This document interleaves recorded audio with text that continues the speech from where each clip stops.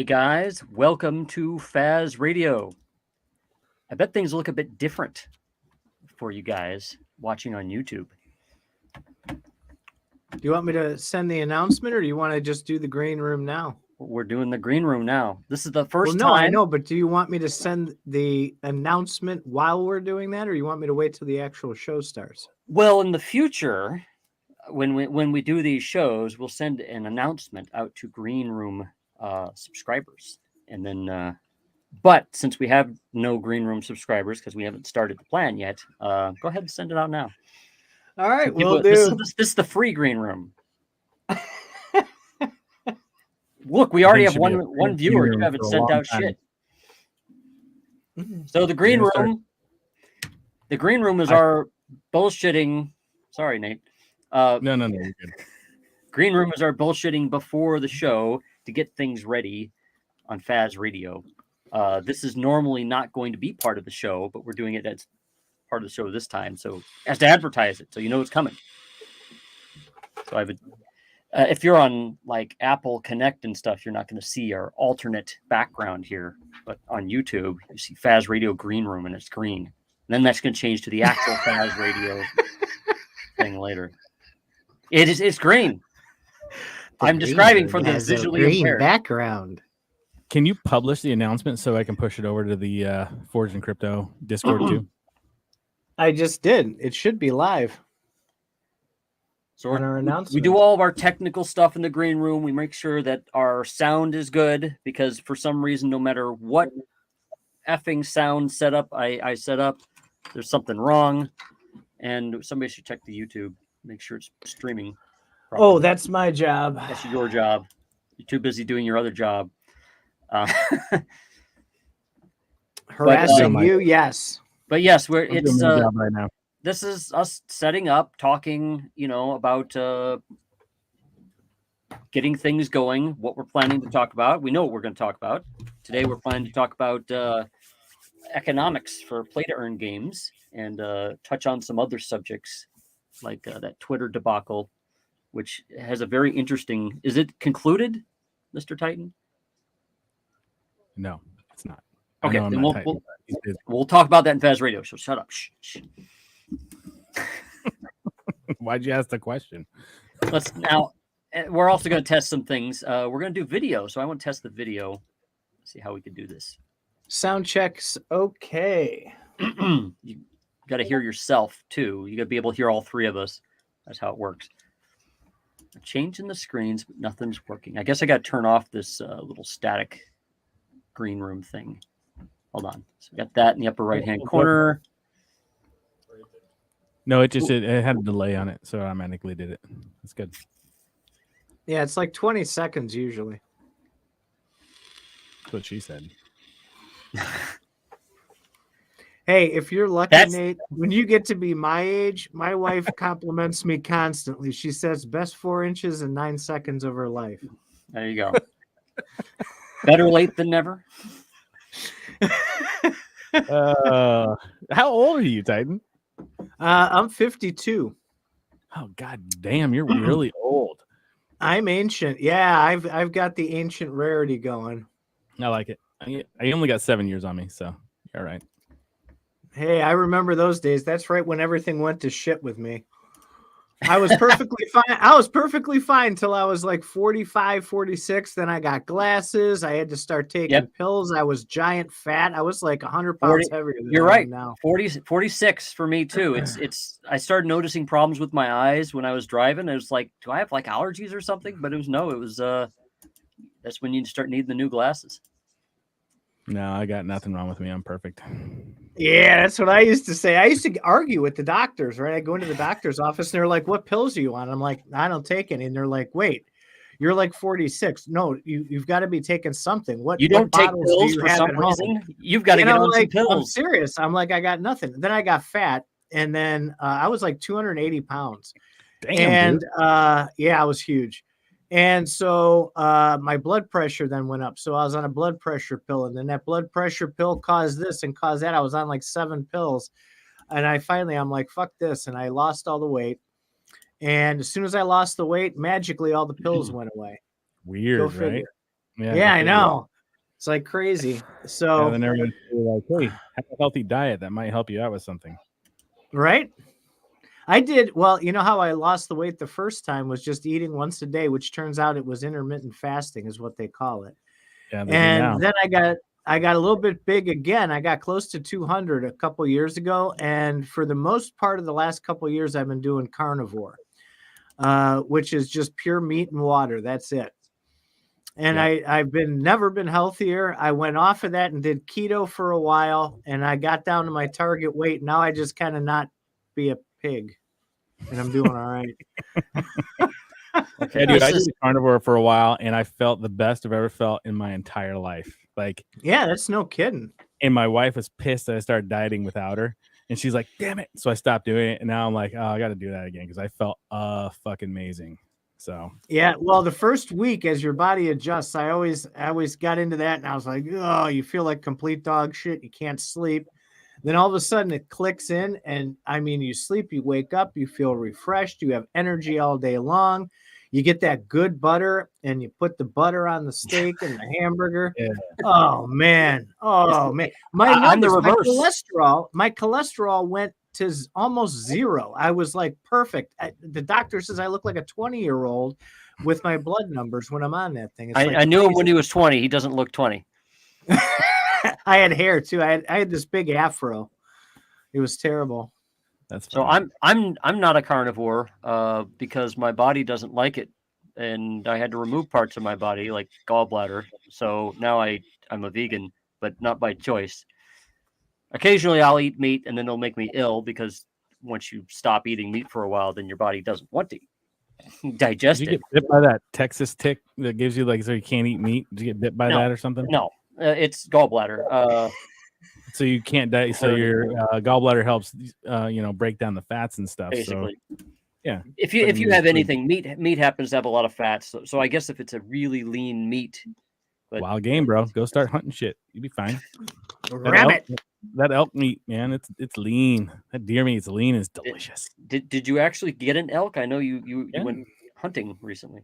Yeah, I got an elk. I got a deer this year. I got an elk, and I have another deer tag. So how many? But that one goes for a while, and it's local here, so I can go walk around people's backyards and shoot. How many points did you get, sir?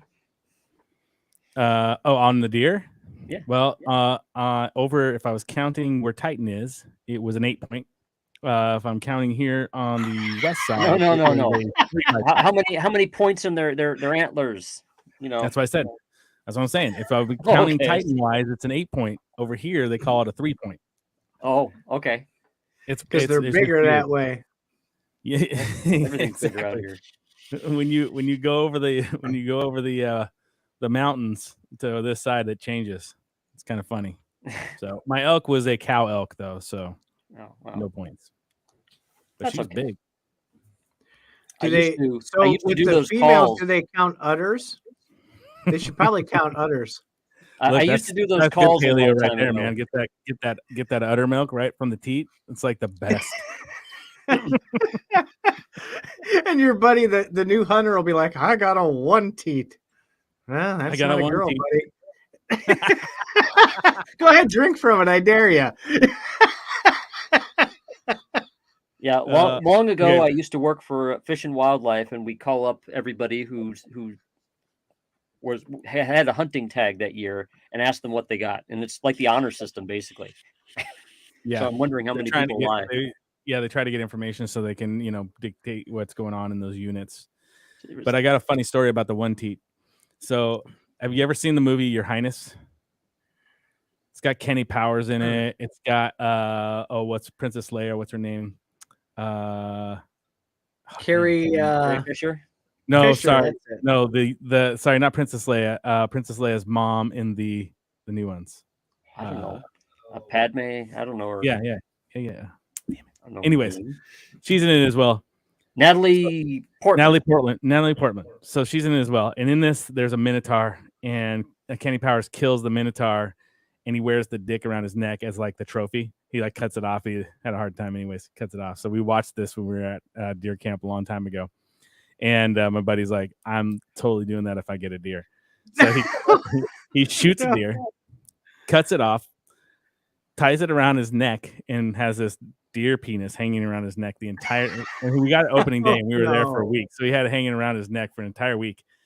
And literally, we would sit around camp, we'd be drinking and hanging out, and all of a sudden, you look over and he's like rubbing it like a worry stone, like it was just out of what is happening right now? Oh Well, no! At first, it was just a habit, but now I kind of like it. It was just like, didn't even think about it, and he's just like, oh, they're just kind of rubbing it on it, and I was like, this is getting a little awkward, but whatever. Do your thing, dude. If you Do they rub have it enough, you locks get for more these deer. tent doors? All right, and on that, now we know what kind of stuff is actually in the green room, and when we actually start Faz Radio, we're not going to be talking about deer penises hanging around people's necks. What a boring podcast. Yeah. Right. Well, this is probably going to be a separate podcast just beforehand because I still want Faz Radio to be like its own thing in podcast land. You do you, man. We do. Show. Titan and Faz are doing the Titan and Faz. So we had about 10 minutes. So this green room thing that we have is going to be about, I don't know, 10 to 15 minutes beforehand. Then we'll probably have something afterward. That's the fun one, man. We talk about all the people who watch the podcast. So you're going to definitely not want to miss that. All right. Yeah. Start talking smack about people. Fuckheads, man. Did you hear the way he's talking to me? Fuck that dude. Right. You should just do like a week where you bring in just a rando off of the CryptoFaz Academy. We offer that all the time, and everybody goes, yeah, we'll be in, and then they don't show. Everybody's busy. Yeah, everybody gets busy suddenly because they're afraid. It took us a long time to get XRP Detroit, but we finally nailed him down, and that was a fantastic show we did on Wax Network. He brought us through. He walked us through the whole thing. Worked out really well. Nice. What's that on your back wall there, Mr. Titan? That right there is the CFA logo. I don't know if I can get close to that thing. Let me turn on the light a minute. It's your position logo. He's the dean of CFA, so he doesn't have the anchor on it, but it's the CFA logo without the anchor. Mine has the anchor. Faz had those made. No, yeah, my wife finally talked me into letting a cat in the house. I'm anti-cat, but the kids begged, and she begged and begged and begged, and I like one cat in this planet, and it's my cat, and that's it. That cat loves me to death.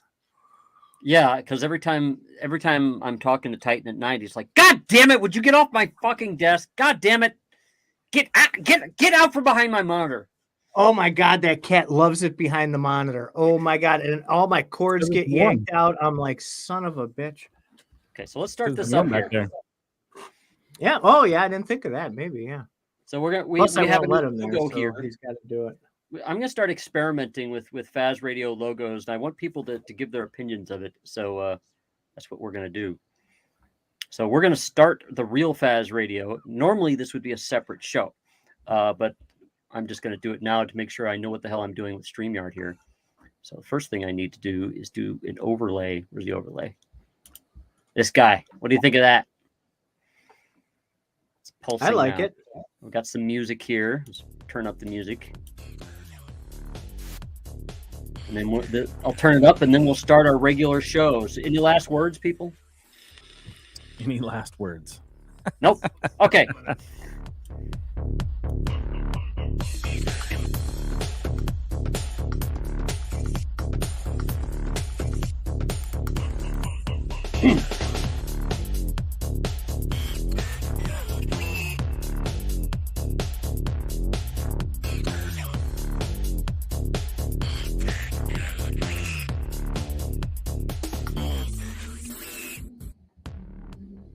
All right, there we go. It is now Faz Radio time on Faz Radio Planet. It's the Faz Radio all the time.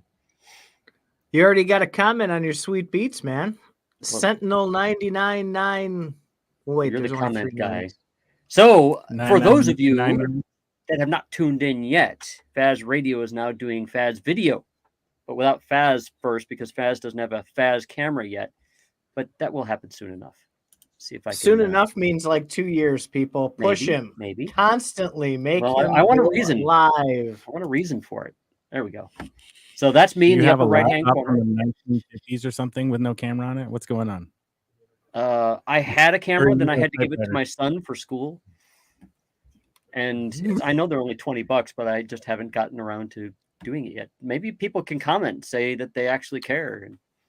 I got a decent one. Mine was like $80. It does the 1080p and it has a good microphone. I was talking to you on that microphone last night. Oh.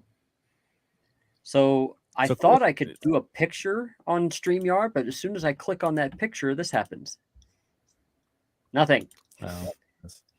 Wait. You don't have us labeled either. It just says, well, I know I can't even mess with that on StreamYard. So what I'm going to do is have OBS do this through OBS, have the screen done through OBS. But we're starting. Your logo's on.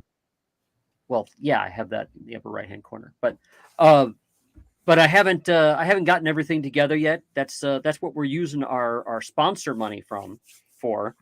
Our new sponsor is, I got a logo for that. Hold on. NerdNode. Shop at NerdNode.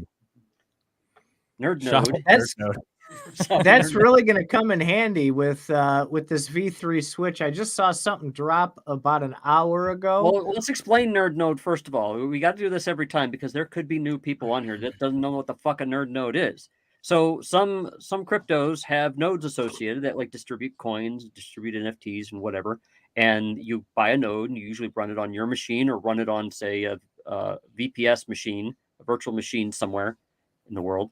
And some of this node software might crash from time to time, and you constantly have to restart it back up.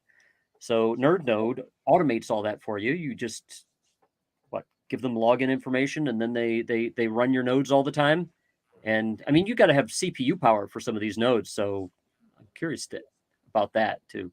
But anyway, they if your node crashes or if something's wrong with it, then they will what's that? You'll reimburse them. So Nate here, Forged in Crypto here, is the top dog over at NerdNode, and we get him on Thursdays. And maybe he can tell us a little bit about it. Do you have an elevator pitch? No, okay. And I'm not the top dog. I just, he's a dog. I don't know anything about NerdNode outside of it when it comes to like the actual back end side.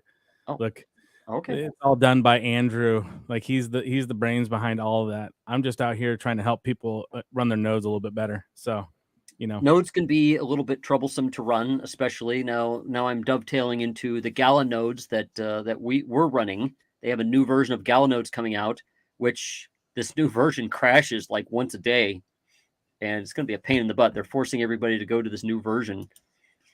They just delayed it though. Oh, they did? January 19th or 18th. Oh, good, because it was going to go live, the 14th or 15th? Yeah, like next week. Which is the same day that Echoes of Empire was going to start their thing. That would have been fun.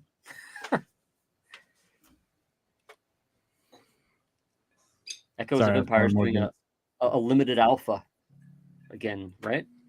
Who is? Echoes of Empire. Oh, yeah. No, I'm excited about that one.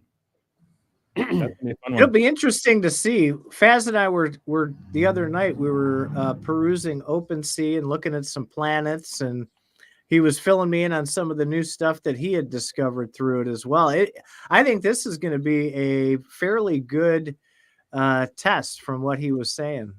This is like Faz's, this is his wheelhouse right here, is these space games. So yes, Echoes of Empires is a new game by Gala Games, or with one of their partners, and it's going to be, I think it's going to be kind of like Civilization a little bit, but in space. And for those that have NFTs, in fact, the land NFTs, this is only open to those who have land NFTs.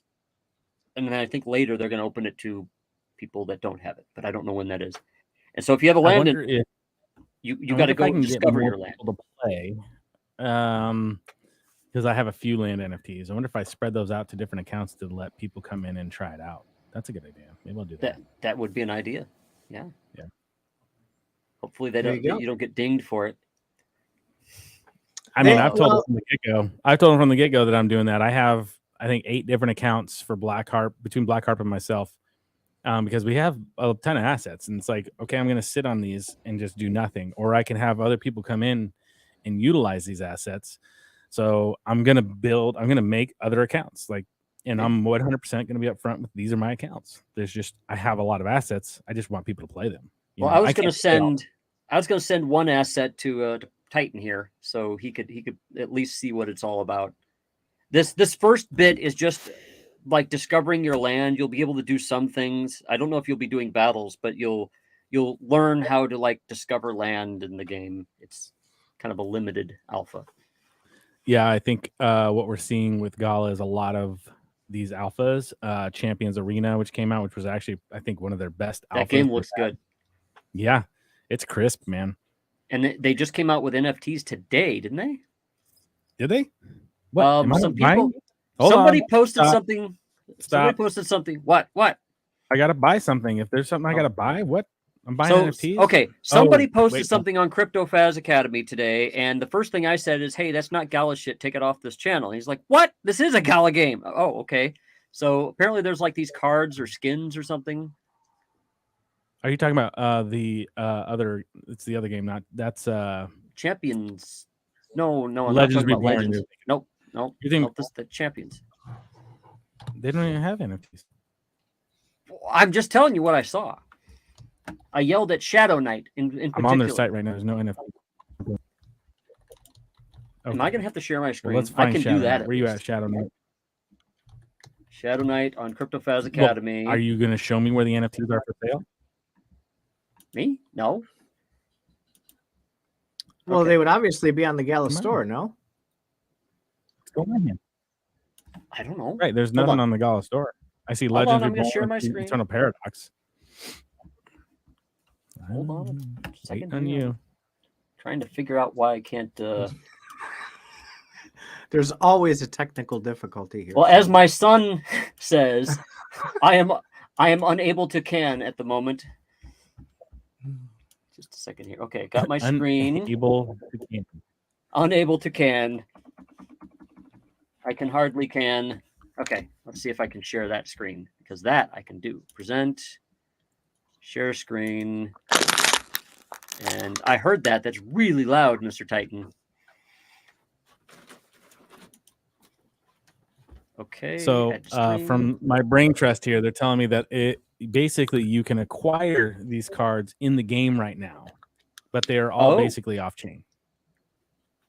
What? That's what Fuck the brain that. Well, screw that. Okay, no, I thought these were purchased. off which chain? ETH or the Jiri? No chain. No chain. No chain. No chain. It's a no chain NFT. That's a new one. So then how are you supposed to own it? You don't. It's a database? Shit, so they're just in game? Okay, I didn't know that. Well, this is why I don't know these things. Gala's new slogan. What's that? Oh, apparently the ownership hasn't come yet. So okay. So I don't know if it's people that played are going to get these dropped later on down the road or something along those lines. Potentially, I don't know. So it's cool that they have the game. You have the game. I believe it's going to stop being live next week when EOE goes live. So you got the game. You got something going on. Gala's doing a lot of things, and they want to show you that they're doing things. So there's nothing wrong with this. I'm fine with them showing you stuff before you buy the NFTs. I mean, it's no longer a surprise, right? Why not? That's great. Imagine that.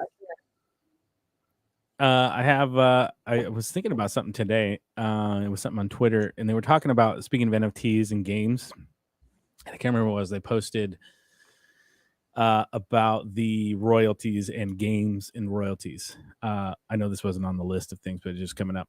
And how some people are on one side of zero royalties, and then you have the others that should have royalties. And I thought about another option that's in here. Like, you have a conglomeration of all of the above, right? We have the one side of Gala that, charges an exorbitant amount for an NFT, right? Ridiculous amounts. So why not? And it's to fund the games, 100% to fund these games to be made. So why not take that and make it so that the royalties are unlocked at a later date, 2 years down the road. I don't know. So it gives them time to that's very product. VC-like. Sounds like an investment product. Well, guess what? You are an investment. Oh, did I say that out loud? I'm sorry. You know, what else they are you can buying avoid the the $30,000 fucking chicken for?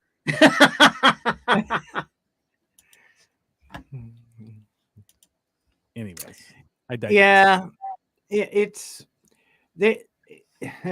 At this point, I don't think there's any way to escape it with, especially Gensler now. He said the time is limited. He was just quoted as time is limited. We're gearing up.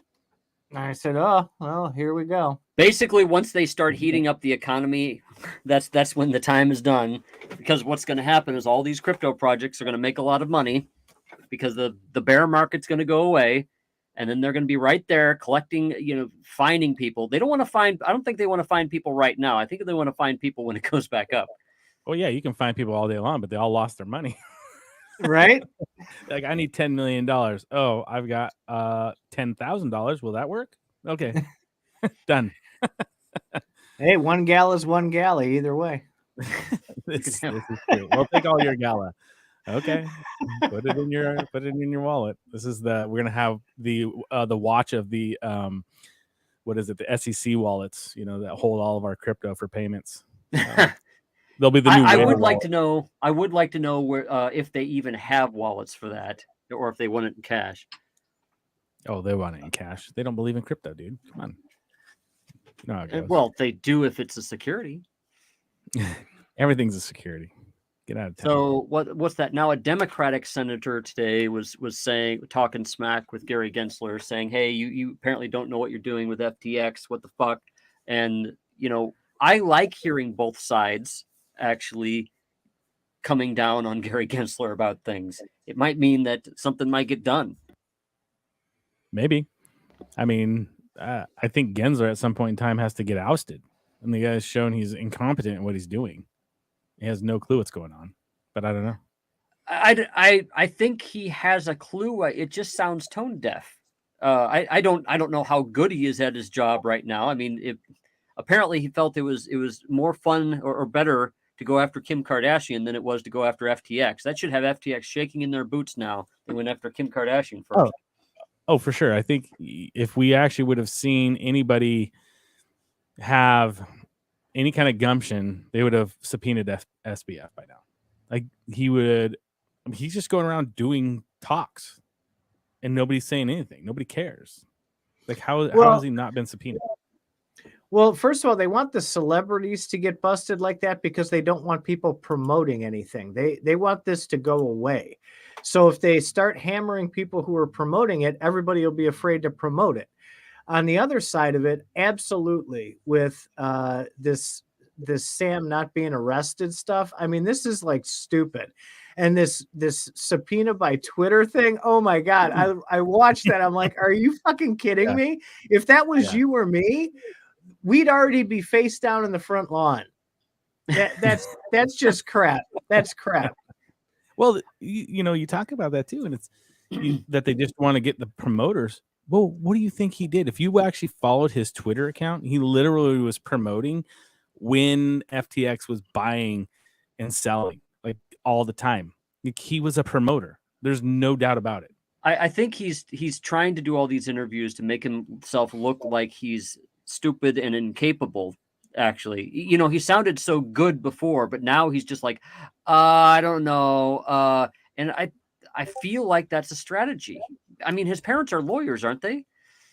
They're Stanford. I think they're Stanford lawyers. So they would have shut him up immediately. I mean, they know what they're doing.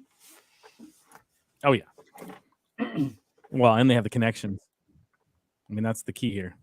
Oh, what's this? Hey, I saw that. I was put that back. Trying to delete it. I don't know how to do that. That was that spam or what something? Happened? Yeah. I don't know what. Hi, I want to offer promotion of your channel, viewers, followers, chats. But yeah, let's delete that. How do we do that? You got to go to YouTube and do it. No, that's on Twitch. That's on Twitch. Oh shit! I'm not logged into Twitch. Well, nobody on YouTube can see that. But now that you just showed it to everybody, you just enabled a spammer. Right? I'll go to Twitch. I was and do it. well, it wouldn't let me right click, so I clicked it and it's like showing, and I'm like, uh-oh. I'll do it. Go ahead. Go about your business. Keep talking. No, so I don't think you're totally wrong, Faz. I think he is trying to make himself out to be an idiot so that people will feel sorry for him. This mainstream media that is pandering to him and calling him and that Caroline like victims, and they were trying to do good. I mean, what in the hell is going on here?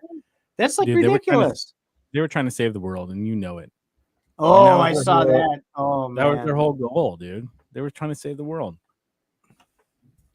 Well, and then you've got people like Brian Armstrong over at Coinbase, and he's Mr. Tough Guy there for a while with his tweets, hey, come at me, bro. Yeah, try and do this. And now all of a sudden, because he gets on yesterday, I think it was, and he's like, yeah, so we're only going to have revenue about half of what it was last year. So guess who's going to be Gensler's bitch now? Yeah, well, he's got to placate to all the investors now. Everybody's going to complain, right? So they got to. Yeah, you're not allowed to lose money. No, yeah, you can't lose money. That's not what this is about. You're supposed to put your money in and just up only, man. Yeah, this is a rough market. Not just for crypto. Like I was talking to a friend of mine who's a RIA this morning, and he's like, "It's rough out there, man. Like it's tough all the way around." So, I mean, well, yeah, I mean it's financial markets as well as crypto markets. It's not just crypto. And they were posting stuff this morning. I noticed new polls say only 8% of people are approving of crypto now. And I'm like, there's no way 8% of it's just so much crap. They're trying to push this under the rug before it gets started again. 8%. Yeah, I was cracking up. Yeah. So we're still early is what you're telling me.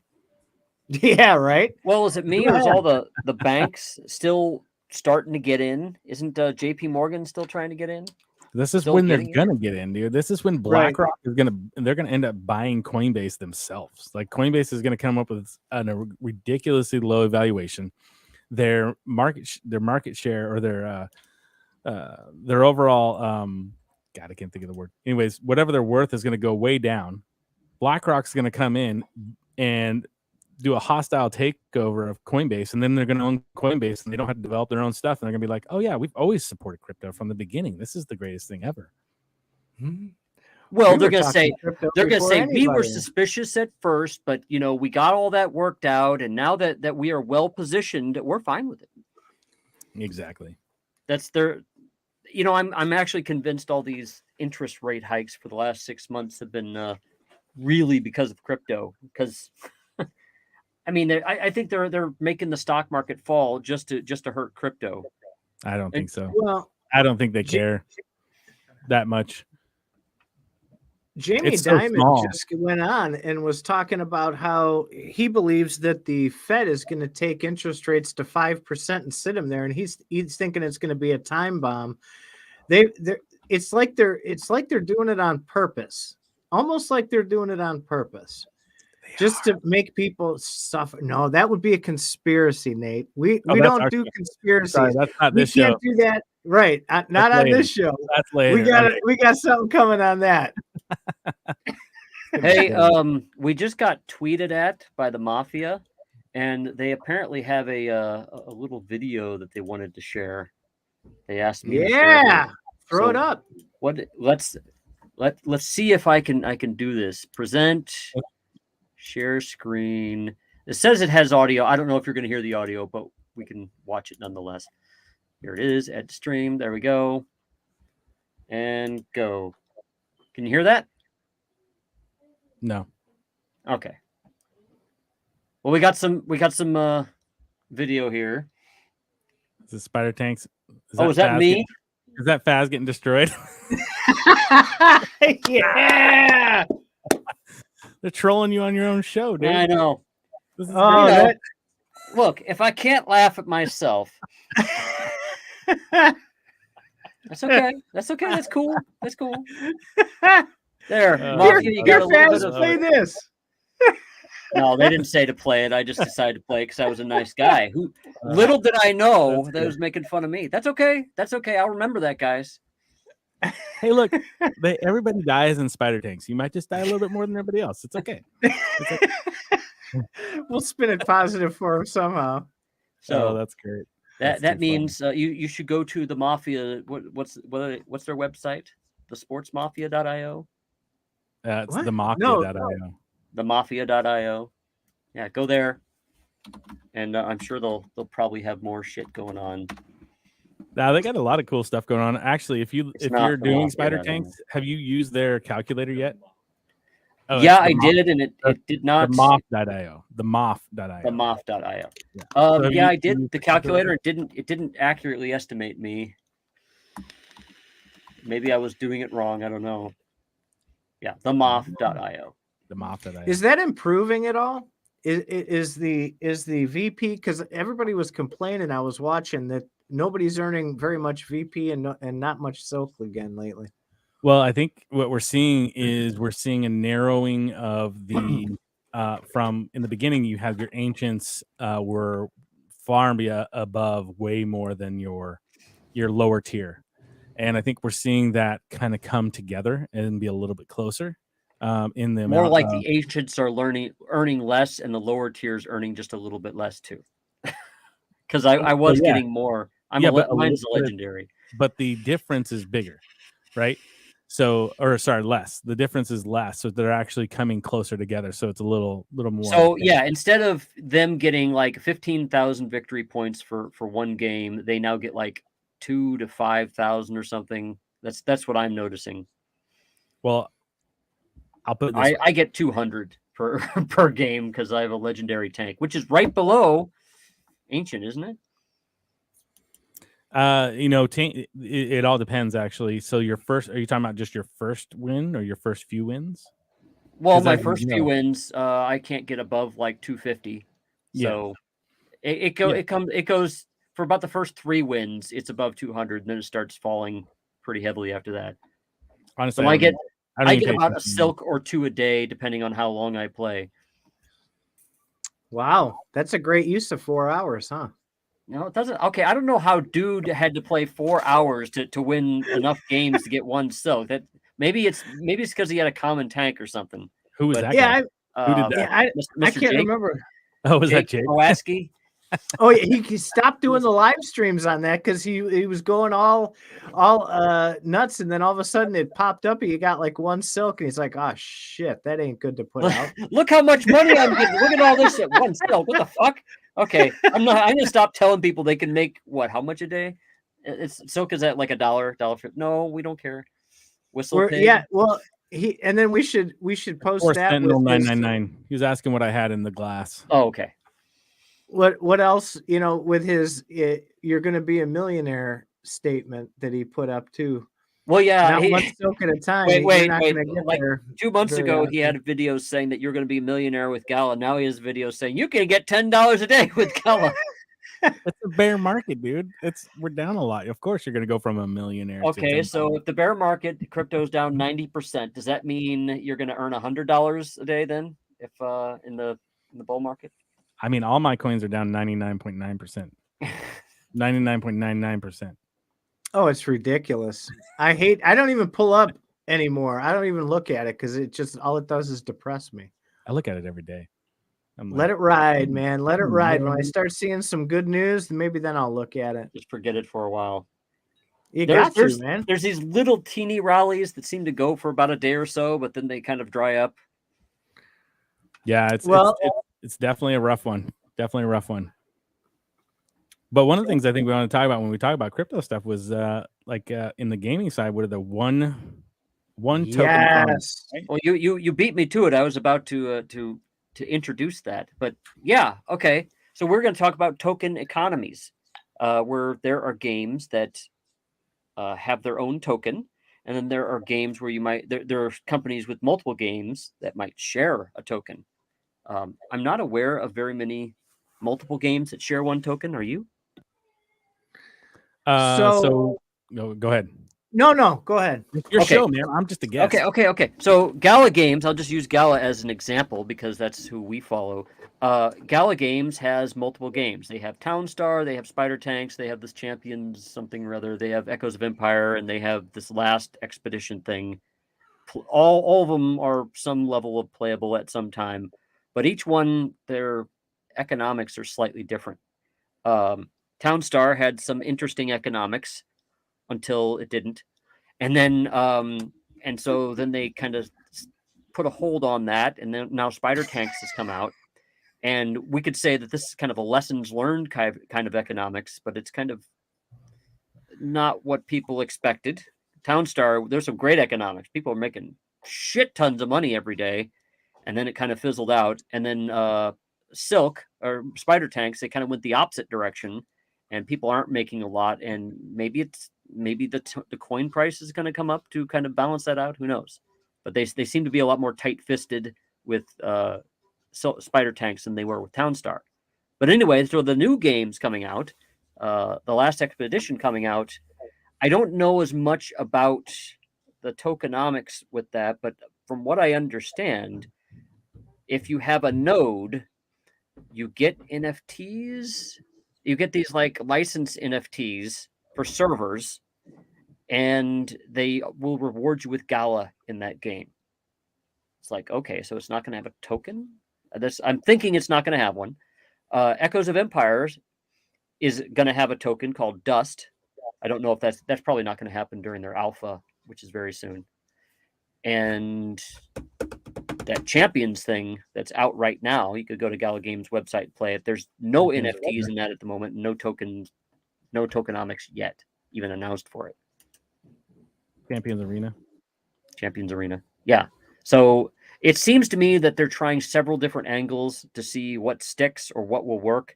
And I have a feeling that, well, right now, I think that you're just going to see SpiderTanks until the next one comes online. I bet they're going to do them one at a time to kind of learn from their mistakes. It's kind of funny because the SpiderTanks economy is kind of what people were thinking with the town economy when it first started. It's like, okay, you'll get some money. Town just happened to be so out of balance that the people who had the NFTs were getting just fuck tons of money every day. Well, Town was really simple. It literally was just a printing machine. Yeah. It literally. Well, they were planning to put syncs into the game, but then they never did. The large accounts didn't even have to play. I know this because I was a large account. I would sit on there for maybe 5 minutes a day after the first day. I spend 20 minutes to get it set up, and then it was like I'd sit in there, collect my stuff, and there it is. And I'd collect. And so obviously that a stable economy doesn't work. Well, you need a sync. You need to have a reason to spend the town, and they're like, yeah, we'll get to that eventually, but then they never did. And I think the delay in development is what broke the economy. It probably would have worked had they gotten. You could buy things with town in the game, but we'll never know. A little trivia about that. Just before we got on this cast, a little bird showed me somewhere on the blockchain where a whole fuck ton of town got burned, like over a few $1 million worth of town. 80 million? 80 million, I think. Okay, 80 million town. That's a lot of money. But why was it burned? So there's a few questions I have here. One, I thought they weren't going to burn town. Two, why would they need to burn town? Now, I think it's obvious. Town is being burnt so that they can somehow stabilize the economy. But I'm having stabilize the economy. I'm having trouble word for pump the token. Well, I'm having trouble with the need to burn. I mean, you need the token to play the game, right? Just play the goddamn game and then make it so that the token can be spent, and then it should balance out eventually, right? Right? Well, you have to have an actual economy with the token, right? There was no economy with Townstar.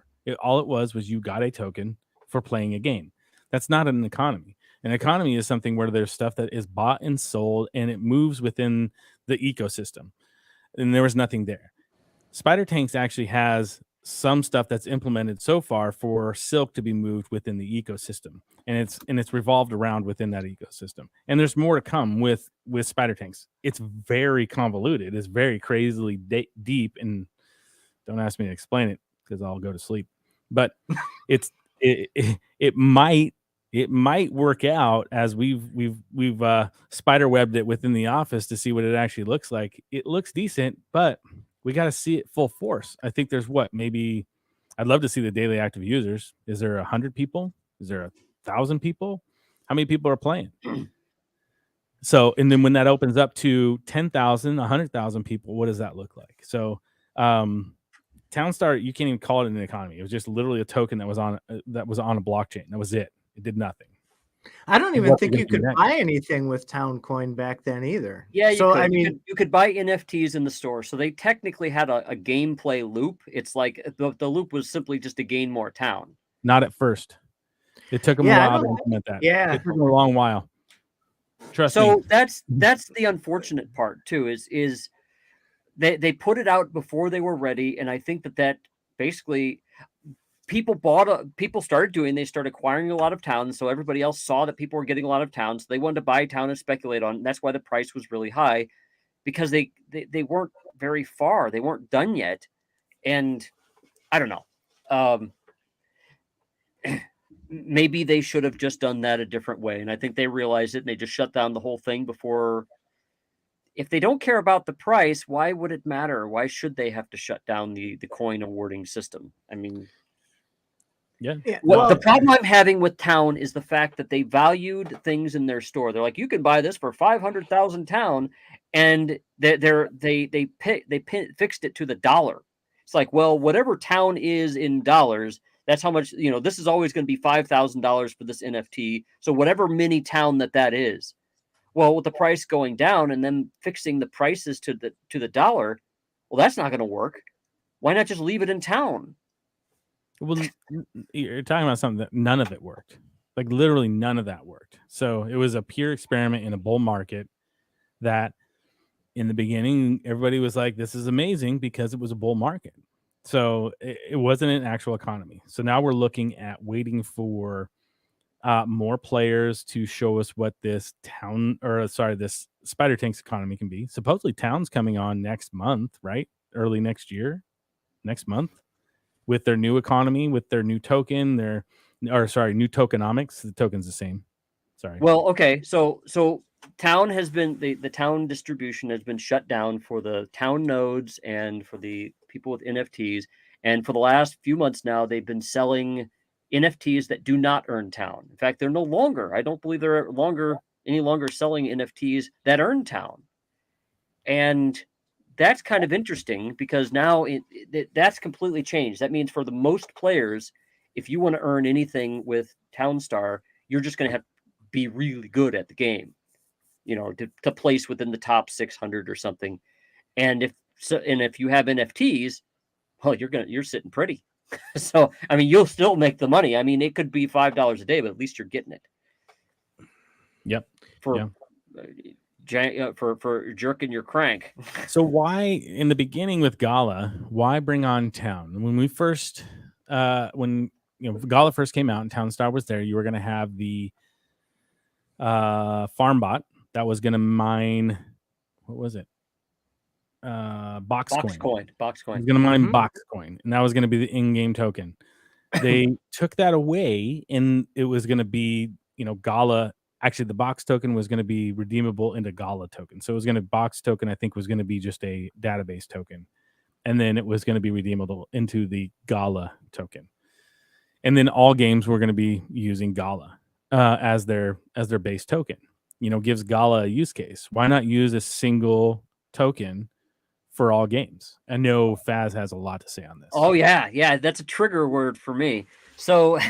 Well, I want to preface something really quick. Go ahead. Before you go ahead. Unload. Just so everybody knows, he's wrong. Go ahead. So Nate here has a degree in economics from Harvard, if I understand correctly, right? So yes, multiple, actually. Well, the good news is I have multiple degrees in economics from Harvard too. And no, I'm lying, obviously.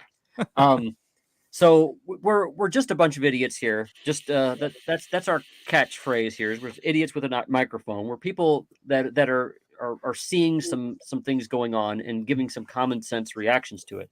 I hope to get some actual economists on this show eventually to talk about this. But here's my 2 cents.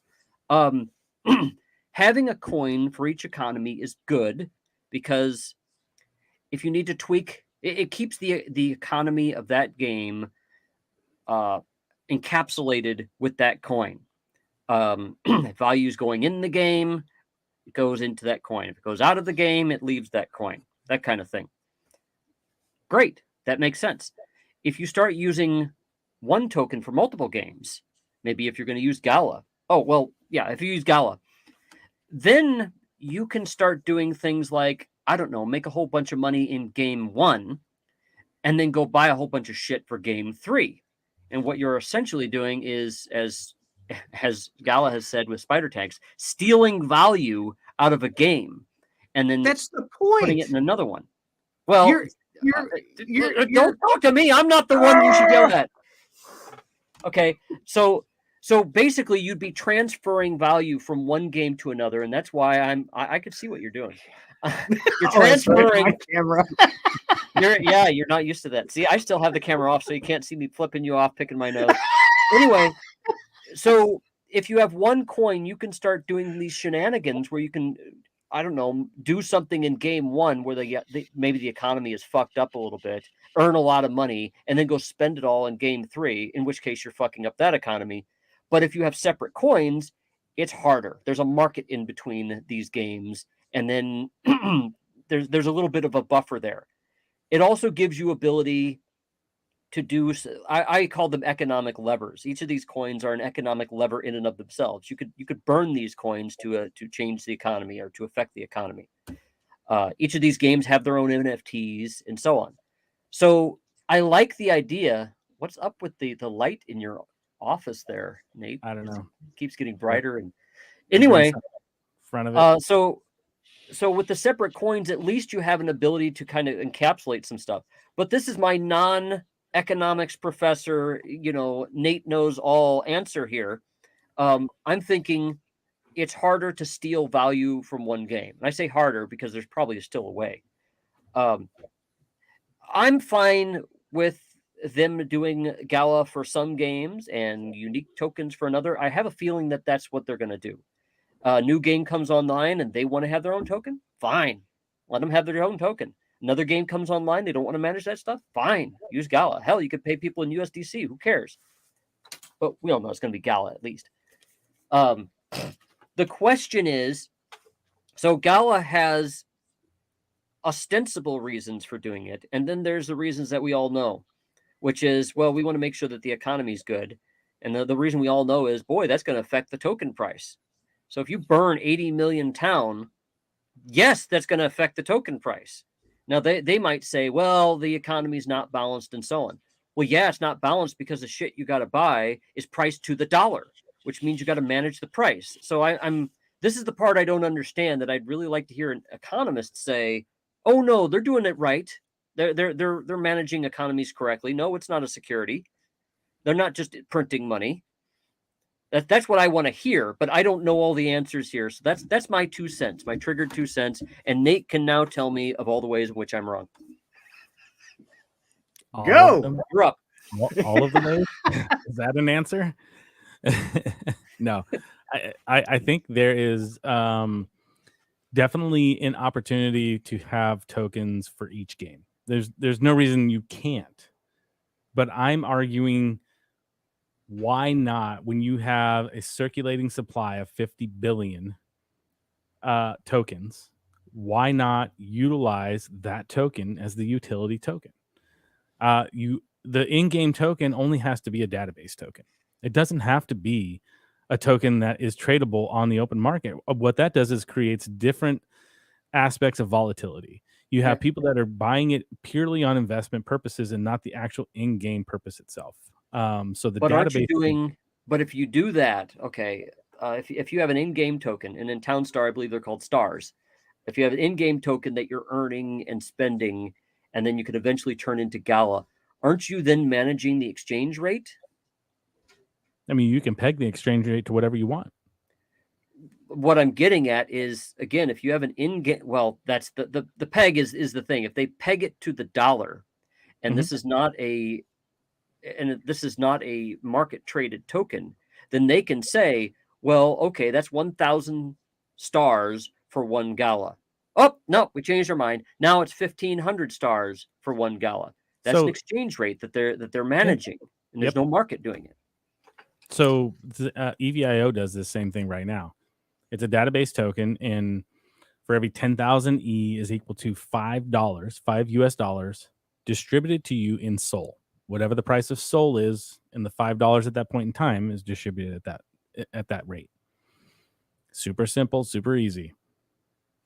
Okay, so what we don't know what Townstar is going to do, but we do know what SpiderTanks does. And SpiderTanks, we know the concept, and the concept is if they have about 50 goddamn different weights and measures to say if you earn victory points, how you earn them is how much you get. And so I think if you're winning a match with other tanks, you get 1 silk per 1,000 victory points. But if you have a node, you actually get less. There's no incentive for having a node. So if you have a node or you have other things, then you can, it adjusts that. And I believe your level of your tank matters. Like if you have a legendary versus an ancient, you're going to get more victory points. Your level matters too. As in, like, are you a deity? Are you whatever type of situation that matters? Well, getting back to the point of this, the single token, right? So you're trying to bring developers in, and you're trying to produce these games. And these developers coming in, they don't want to rely on the Gala token, first of all. They want their token, because whoever creates the token gets the greatest benefit of that token. So if you have these developers that come in, they're like, look, we don't want to be dependent on the other 45 games that you have on this platform. We want the profits, and we want the control over a token, a single token for this game. The second part of that is when you create a new token, it creates an opportunity for Gala to make a lot more money as well, because that creates an economy out of nothing, right? So if you have this Gala, if you have one standard token for an entire platform and all these games, and one game maybe isn't doing so good, yes, you're going to have the ability to then you're going to transfer that Gala over. It's not like that Gala's lost, and it's not like one game is going to sink it. And you argue, oh well, we're gonna suck the life out of this game for a new game. That's called reality. If there's another game that's way better that people want to spend their tokens on, let them spend their tokens. Go back to that game that sucks, grab the developer by the back of his hair and say, you better make this better and bring some money back into this game. Make it so people want to spend money. Guess what I do in real life? I spend my real life tokens on the games I like to play. Bing. Right. So the Gala essentially transfers all that risk to the players, right? And they're pushing as much risk onto the players. So with Town, for example, right now they're trying to suck all that Town in. They're putting every building you could imagine. I could go buy a winery, right, for 250 Town tokens or whatever, that $250 worth of Town tokens. They're trying to suck all this back in, right? They make their money on the tokens, and the lower the supply of tokens and the more that they accumulate, the better it is for them. Is that better for the player, or is that better for Gala? Of course it's better for Gala. Yeah. So this isn't an us against them, but here's the thing. If they're going to sell us NFTs that we're going to use in a game that cost us $1,500, they need to do a little bit better with all that risk that we're taking on a token they created that they're profiting on already. And they're going to pay out 12 tokens that's worth 18 cents, nobody's going to want to do it. That's how they spread that risk around. If you had one single token and their game sucks, they've got to fix it.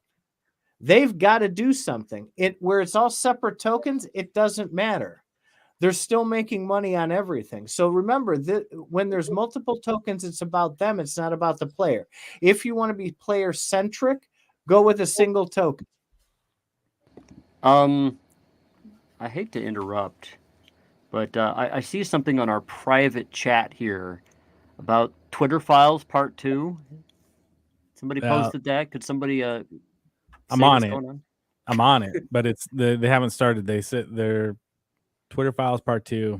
We're gonna have to have a second show on this. I know, right? It's hopefully it's probably not. Well, we have tomorrow. So okay, Faz Radio's 2 days a week right now. We have Thursday and Friday. Thursday we have Nate on, and he impresses you with his today. Economic knowledge. Yeah, well, you haven't said shit about Dow, so I figured it was done for.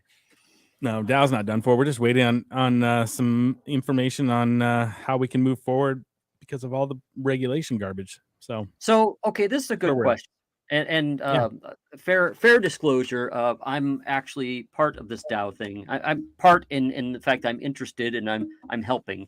I haven't gotten a dime from that, but then again, nobody is. Pay him, Nate. Nate's kind of facilitating everything, and then I think he wants to step back a little bit. But so my question is, how do you know all this shit's legal? Because crypto law is very I'm not sure if there is a law, but crypto seems to be kind of between the lines with a lot of established law out there. How do you know that you're not going to start up this DAO and then, get sued and then have to shut it down? Everything in life, man. Everything in life is you're taking your best guess on what you're going to do, right? You get in your car, you drive to your office, and you hope that you'll make it there. Not hope. You're making informed decisions of how you're driving and who you're, where you're going, and hopefully paying attention, and you're making your best guess on how you want to get there and survive the travel there, or what food you're going to eat. Sorry. Okay. I had a little diatribe that I wrote this morning about, look, the people that are getting into crypto right now, the businesses that are getting into crypto right now are doing very risky things that will pay off in spades if everything goes their way. And they're hoping that they can make enough money to where if laws get more clear, they could pivot and then they can be a first mover. If the laws don't get more clear or they go after them, then that's the risk. And then they get shut down and probably have to pay a lot of money like the SEC wants to do.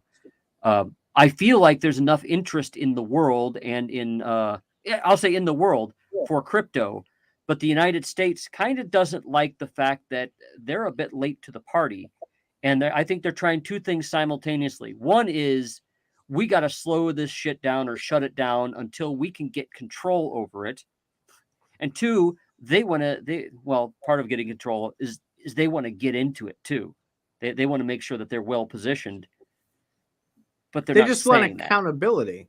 That's all they want, is so they can calculate how much money they can make in tax. Well, there is accountability on a blockchain. You can see every goddamn thing that's there right now. Unless it's like Monero, I don't have a problem. What's your problem? Here's the thing. And if you say they don't want to shut anybody down, unless you're completely egregious, they don't want to shut anybody down, because guess what you're doing? You're generating them income. But they want to make sure that you're doing it within their rules. And so, go down the route of the DAO, make sure we're doing everything that we hopefully are thinking is going to be the right way in what guidance has been given to us. And if they come back to us and they say, hey, this was wrong, they're not going to shut us down because we're not trying to do anything. From what we've heard with Ripple, they don't come and tell you what's wrong. They didn't go to Coinbase and say, this is wrong. They simply said enforcement action. I mean, it's like a policeman on the curb that you drive up, you say, hey, can I park here? And the policeman says, park here and find out. That's what the SEC does right now. So I don't see how this can be any kind of normal situation. The Ripple scenario is completely different, though. Ripple itself is, it's out there trying to take away from the power that they have. right? That was their whole goal in the first place. So They're yeah, changing. they're going to be incredibly more aggressive against Ripple than they are against a DAO that is trying to, better the players out there and allow them to have access to different NFTs. But all XRP is KYC'd. Everybody who bought the first XRP or got the first XRP, we all know who they are. And so you could follow the transfers. It's about what Ripple's trying to do. Okay. Ripple is trying to disrupt the entire banking system. The remittances, all the remittance industry. Yeah, they're not going to let that happen. So that's where you're looking at these things wrong, right? Like if you're going into a situation where, you're trying to disrupt the system and disrupt what's going on and how they can do that, they're going to be 100% in your face and they're going to do everything they can. And we're seeing that come out with the Ripple stuff where there was, they've been, the SEC has been incredibly unethical in a lot of the stuff that they've done, right? But they're doing it for a reason. They're doing it because it's threatening them and it's threatening everything that they have built their stuff on. A DAO that benefits the little guy, they're not going to come. And especially, again, if we've documented everything that we're trying to do, forthright, and being upfront with what current regulations are with what we're trying to do, they're not going to shut you down. Well, maybe they will. I can't say they're not. But that's our best guess that we can do. We can go about it and say, hey, we're trying to do this the right way so we can help other people out. And if they're trying to say that every single coin outside of Bitcoin is a security, and the only reason Bitcoin is not is because, frankly, they don't have anybody to sue. Well, that's the whole point, right? So with the DAO, no one's going to lie, cheat, or steal, and if you do, that's just going to get caught anyway, right? So there's where the problem is. If it's done right and the accounting is there and you pay the amount of tax that you're supposed to pay and you do the disclosures you're supposed to give, there's not much they can find wrong with that. There really isn't. Okay. Are you expecting me to... we have something just popped up on the chat here. I saw that. I don't even know what this is live 3 minutes ago. A new Twitter Files investigation reveals that teams of Twitter employees build blacklists, prevent disfavored tweets from trending, and actively limit the visibility of entire accounts or even trending topics, all in secret without informing users. Well, I kind of knew that. Yeah, this is stuff that was known, but it was never proven, right? Like everybody's like, I've been ghosted. I have a ghosted account. And everybody's like, no, you don't have a ghosted account. You're just saying that. You just suck. Nobody wants to follow you. But in reality, that's what we're seeing, right? There was actual ghosted accounts that were, pointed at certain individuals. There's going to be more coming. I'll post when I see it. So we're going to be live updating the tweets here, live tweeting. Hopefully, we'll see. Live presenting the tweets. Elon went and fired his head lawyer, I think it was, the guy who was going through the original Twitter files and figuring out what to post. And they found out that he was not only withholding things, but deleting some of the most incriminating data so that it would be gone, because they found these big gaps in these email chains and things like that. And he was the only person who had access, I guess, to all of the data. Weren't they naming names, though? They were, absolutely. Yeah. And a lot of that, it's horribly damaging. And you know how bad it is because the MSM, the mainstream media right now, refuses to talk about it.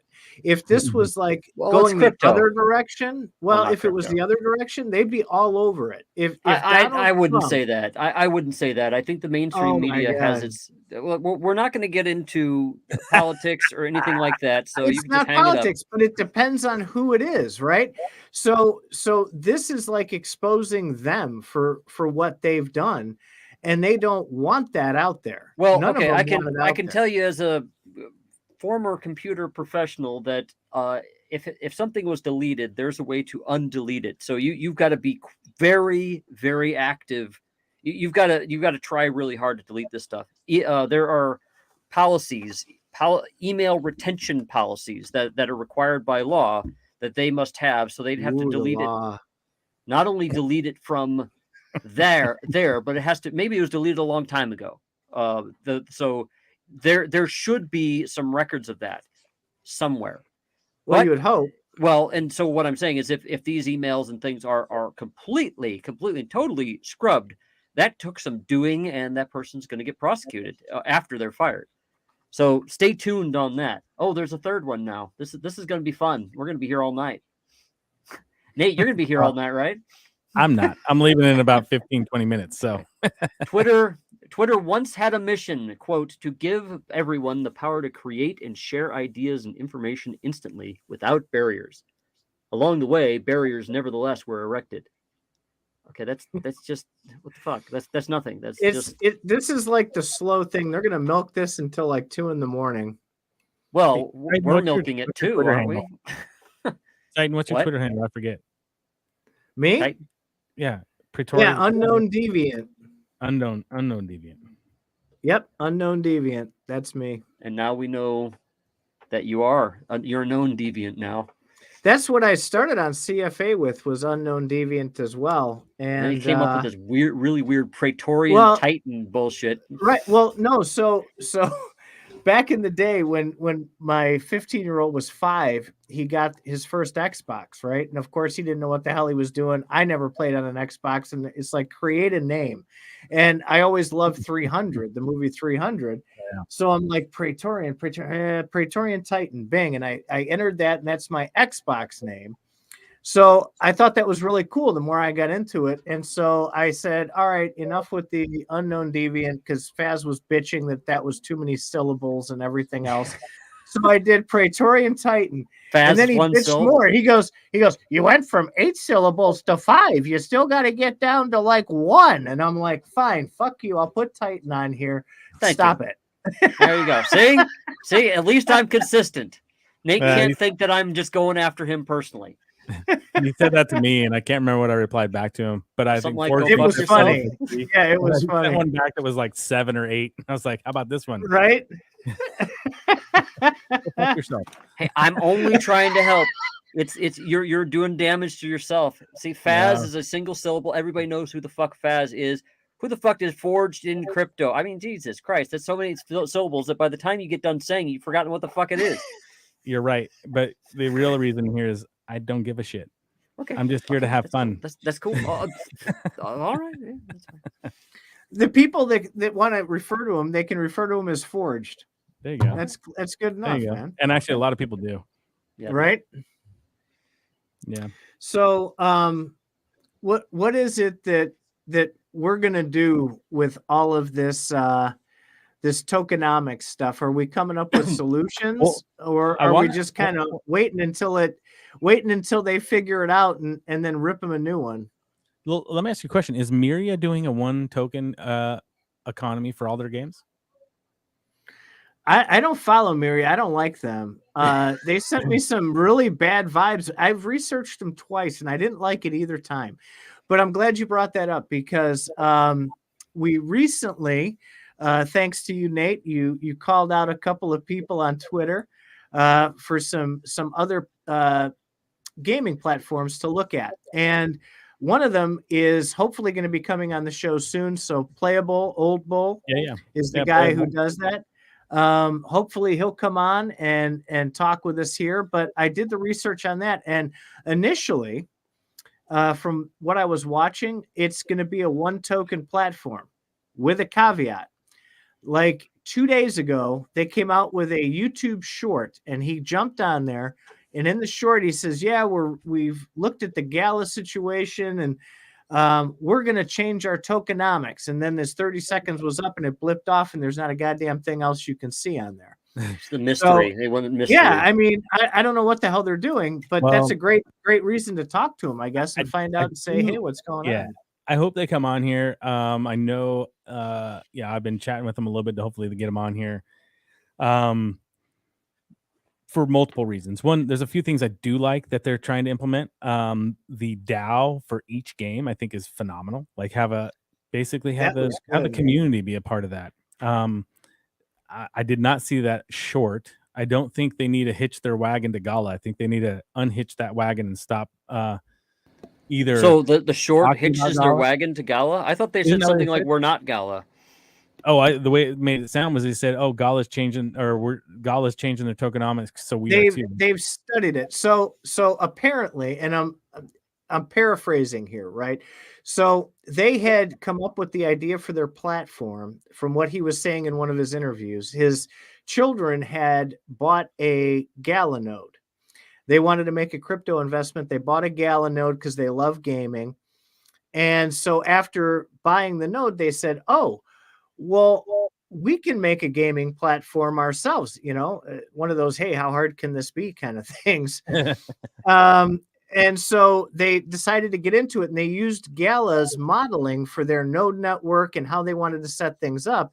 The only difference at that point was that they were only going to have the one token, the bull token, that would run platform wide.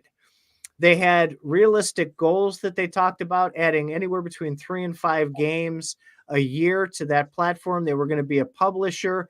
They had thought about doing some developing. They created a team around them after they sold, I think it was like 4,000 nodes, 3,500, 4,000 nodes. And they kind of hit the bear market here, hit the winter. They had talked about in the interview that they had put the money away to make sure that they were going to survive the winter. And the only red flag that I heard in that interview was he took the assets from the sales of those, converted it to USD, and put the money in the bank. So there's nothing we can see. There's no transparency whatsoever with on-chain assets, which it could be an innocent mistake from somebody who is getting into gaming development for the first time. You can only speculate. That's I'm interested in I'd really like to hear from Playable, like how they plan to manage scaling things up. That would be really interesting because Oh, if yeah. they are going to have several games and they're going to have a single token, how is this managed? How are these games going to be onboarded? Are they developing them all themselves, or are they going to be making partnerships with other people? And then there's a step from developing. If you ever want to sound smart as a software developer, you just sit back and say, "Will it scale?" And I'm not asking this for that reason. It's just a joke. But I am interested in knowing. Fine, they can get one game out and they'll do one game, but I want to know how they're going to manage multiple games, because as we're seeing with Gala Games, they get Townstar out. They're going with Townstar. They start running into some problems. They get SpiderTanks out, and you see them changing their goals all the time. It's like, we're going to have one token, we're going to have many tokens, we're going to have this, we're going to have that, and it's like, okay, what's your plan? And it's kind of apparent that the plan is changing and that there's no real roadmap. Does Playable have a roadmap? I'd like to hear about it. I think that I think people are very interested in knowing how it works. No, I definitely want to hear. I mean, when it first came out, my first initial was, I think this was a year ago when I remember seeing it. I don't remember exactly, but was, oh, this is kind of a scam. And it was immediately out there. Their website was a little bit janky. There was not much on there for, who was behind the project. They had modeled all their stuff on Gala's tokenomics with the nodes, the same amount of nodes. Were they selling something at the time? Because it would be a scam if they were selling something, but they're selling they're not nodes. selling. Just nodes. Yeah, that was just nodes. But it was like the idea of what they were doing was like, we're just going to do what Gala's doing. Now, the reason I brought it back up, the reason I brought it back to fruition was it's the bear market and they're not gone. So normally your scams are out at this point in time. Not to say that they're going to be great, not to say that they're, doing fantastic things, but they're here. And are they building, and what are they building, and how are they moving forward with it? That's definitely something that I would like to see. And I know a lot of people that are listening would like to, hear about and see what's going on for sure. Oh, I don't doubt that. And so it's like this grassroots thing. It's him and his wife and his 2 kids that are the founders of Playable, which kind of sits you funny. But in the one interview I watched, he said, "You know what? My kids are the ones that are attracted to these games, right? They want fun games." And if my kids will play it, they're the ones who choose kind of what games they want to buy into the studios and have them develop. And he says, if my kids will play these games, since they're so into games, I think it has a good chance of becoming a successful game. And I sat back and I went, it's not a horrible idea. But at the same time, Faz and I have argued about this. The kids ultimately aren't going to be the ones spending the money in game, right? And it's going to be really hard if they don't set it up correctly. Hey, Dad, can I have $1,100 for this NFT? Seriously? No. But for normal kids, if they develop these games and they take it from that aspect, I think that is a great way to at least find some games that are decent and might be fun to play. Yeah. Well, I hope right. they come on. But definitely, I'll let them know that we talked about them a little bit on this show if they're not listening already. Yeah, they should listen to the show and see. We're just interested. We want to know what's going on. We have a small but loyal group, and these things do get around. We're now on Apple Connect. We have Podbean, which distributes us to Amazon, Spotify, everywhere else. And these videos are going to be looked at years from now. People are gonna want to know about these things. You can refer back to, we were doing this back in the day, and go check this video out to learn more information. The beauty on this too is all these interviews that I watched with Old Bull. He's the one who does most of the interviews. It's like the same questions over and over. Tell us about Playable. Oh, what's a node? Well, the people who listen to us already have that down. We're way past that. We can get into the meat of really what is going on, where you want to go, and the audience will understand those deeper thoughts and those deeper ways of getting your information out there, which I don't see has happened yet. So this is a fantastic opportunity to add on to something and have something new content on Playable out there. Agreed. Well, this also, when Titan and I were talking about this subject today, it actually brought up a good point. We've been doing Faz Radio for what, year and a half now? Almost 2 years? 21 months, I believe. So we have a lot of previous shows, and what we're not doing is we haven't really referred to past shows or highlighted to people what we've actually talked about and who we've talked with in the past. We've talked with a number of different personalities, and we have some information out there that I think that we should start presenting.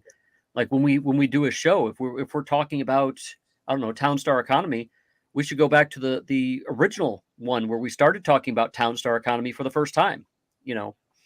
What their original plans were and stuff, and then you'd be able to see the changes. Well, that's a good thing. And also what I wanted to put out is also, if you go back in our archives and go back, 12, 14 months, some of that stuff that we talked about back then is no longer relevant today. Things have changed a lot. Aqua Goat. Yeah, things have changed. That was a hoot, man. Oh my God. Aqua Goat. So nowadays, don't rely on information that's too horribly old as part of your research. You want to do the new stuff. We brought up like Playable today. If you go back in Discord, 12 months, you might see some stuff on that. It's dramatically different now. Okay, so do your research. Well, we've been learning things since then, and at the time, when you have so little information, the first thing you are going to think is it's a scam. So I think maybe Nate made a good point there. When you first read it, all you see is just one thing. Right. People, my 2 cents from running CryptoFaz Academy for about 2 years is that everybody on the academy really wants to dig into these subjects. What the hell is this site about? I went on this site, I found 2 things. Why the fuck would I want to buy one of these things? And so then you get 2 or 3 people who start getting really into it. They start doing a lot of research, and they're like, actually, if you look on the blockchain, if you see this here, if you see that there, and well, you were just saying, Titan, how you were doing some research and finding other videos. We post that stuff on CryptoFaz Academy. Yeah, that's something we're developing now. We want to get that up and rolling at the same time. I'll have a little bit more time here coming up, and there's a lot of things on my plate, but I'm going to kick that out. No. It's worth mentioning. Sorry. It's worth mentioning that Faz Radio came out of CryptoFaz Academy. We started the Discord, and we got it. People got so interested in the information, they said, can you start a podcast? Because I don't have time to read all that shit on Discord. Can you actually just kind of refine some of the stuff? So a lot of the stuff we bring up, we've been talking about in the last week on the Discord. Yeah, Well, I mean, the community is fantastic for bringing this stuff up, and Oh, Nate, yeah. with you bringing up these things, we're like, oh, hey, we talked about that at some point. It's good to revisit a lot of these because a lot has changed. And I hadn't seen it for some reason. They just popped up on Twitter for some reason. I didn't follow them or anything at the point in time, and I remembered them. I'm like, oh damn, they're still around.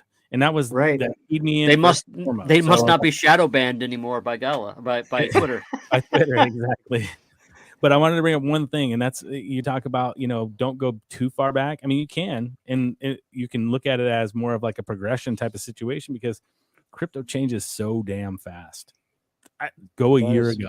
A year ago, we were in like the euphoria of the bull market still. We were still like, it was amazing. Things are crazy. This is going to be so great. And now fast forward 12 months, 12 freaking months, and it's insane. I remember this in 2017, 2018. It was like things change so fast. So don't get too comfortable and make sure you're keeping up to date on all your information. So, but hey, Absolutely. gentlemen, I posted some stuff for you. I'm going to dip out. I've got to get going. So always a pleasure, Nate. Thanks for hanging out today. Yep. Hey man, it was a good time. You guys take care. See ya. All right, Bye. let's boot this guy from the cast. Oh damn it, he left before I could boot him. All right. He did. You're so mean to him. I swear. Why do you have to I do want to say. him? Well, I'm just giving him trouble. I think both me and him grew up in similar circumstances, and I personally, whenever I like somebody a lot, I insult them. So hopefully he doesn't take too much insult from that. I don't think he does, because he gives it right back to me later. Right. But yeah, he is the part of NerdNode, and he's paying some of the bills right now. So we are very thankful for that. Yeah, that sponsorship means a tremendous amount to us. It's allowing us to expand and not only get some better platforms, but potentially some better equipment and potentially allow us to branch out and make some new contacts. And we think he does have a fantastic product as well. And neither of us are users at this point, but coming up with V3, like we were talking about with Gala nodes, V3 so far has not proven to be very stable. So that would be, I think, for a lot of us, our first toe dip into NerdNodes. Well, there's actually a good circumstance I had last year because I live in Oregon, and we had a big storm in February of 2021, and it knocked out power to a lot of Oregon for several days. And where I was, we were out of power for 9 days. And yes, I bought a generator. So I was fine with the generator, but of course I was only running just like a refrigerator and a microwave, and it was 30 degrees outside. So it was very cold. And I run my nodes at home. So it would be nice to have some place that could run the nodes. Yes, you can buy a VPS machine, a virtual machine out on the internet. But if something goes down, then you're going to have to go to that machine and get things working again. And sometimes the fix can be complicated. So NerdNode, I believe they just take a small amount of what you're making, and then you're fine. You just set it, forget it. That'll come in handy, I think. But yep. Are nodes still a thing? I mean, are we finding that more people are still coming up with this node thing, or do you think nodes are on the decline after a lot of these projects folded up and went away? I'm not aware of any projects that I follow that the nodes have gone away or that project is folded. Maybe you are. On CFA, people were talking about yield nodes kind of taking a shit. Oh, I thought those yield nodes and the strong nodes were all of those. I don't believe that they were actual like machine nodes that ran things. I believe they were just like like reserved locations on a blockchain is something I don't even think NerdNode would mess with those, because that's not the same kind of node. There's different types of nodes out there. Yeah, well, it depends on the blockchain too. I know that if you remember when we talked to Audacity, they run on the Avalanche network, and the Avalanche network nodes aren't nodes like you see Gala having, where it's like a software program. They're like locations on the blockchain. Yeah, it gives you, your node is basically a wallet address, and the software allows that wallet address to generate whatever it is that the smart contract tells it to do. So it's similar to an ETH node, but not quite. And some of these other ones, I mean, I don't even know that people come up with like the craziest ideas for these nodes. And they're basically just token printing machines at this point. Well, that's really all they're for. So game nodes, for that Gala Games does, for example, the whole purpose of those nodes is to run a game that then people would play. And so when you're getting Gala, you're getting rewards for running this node. There's other users playing games on that machine, and not yet. Well, they're not doing a damn thing. Hold on. Actually, in some cases, yes, but that for Last Expedition, yes. But for all the others, no. And the Last Expedition was only in an alpha they only let people do that for a short time. But in any case, the whole intent is for the games to run on these nodes. And if you have 50,000 nodes, then you have 50,000 servers for these games to run. And of course, you're going to be incentivized to run one because you're kind of giving CPU power. I'm interested in knowing how NerdNode deals with that. I started to talk about that, but then we went off topic. I'm interested because NerdNode would have to say, okay, well, then you're going to have to buy something with X amount of CPU power. And then he's assured us that those servers he has will take whatever load these these nodes will do. They test them first. They order them and actually, as you put it, dog food them.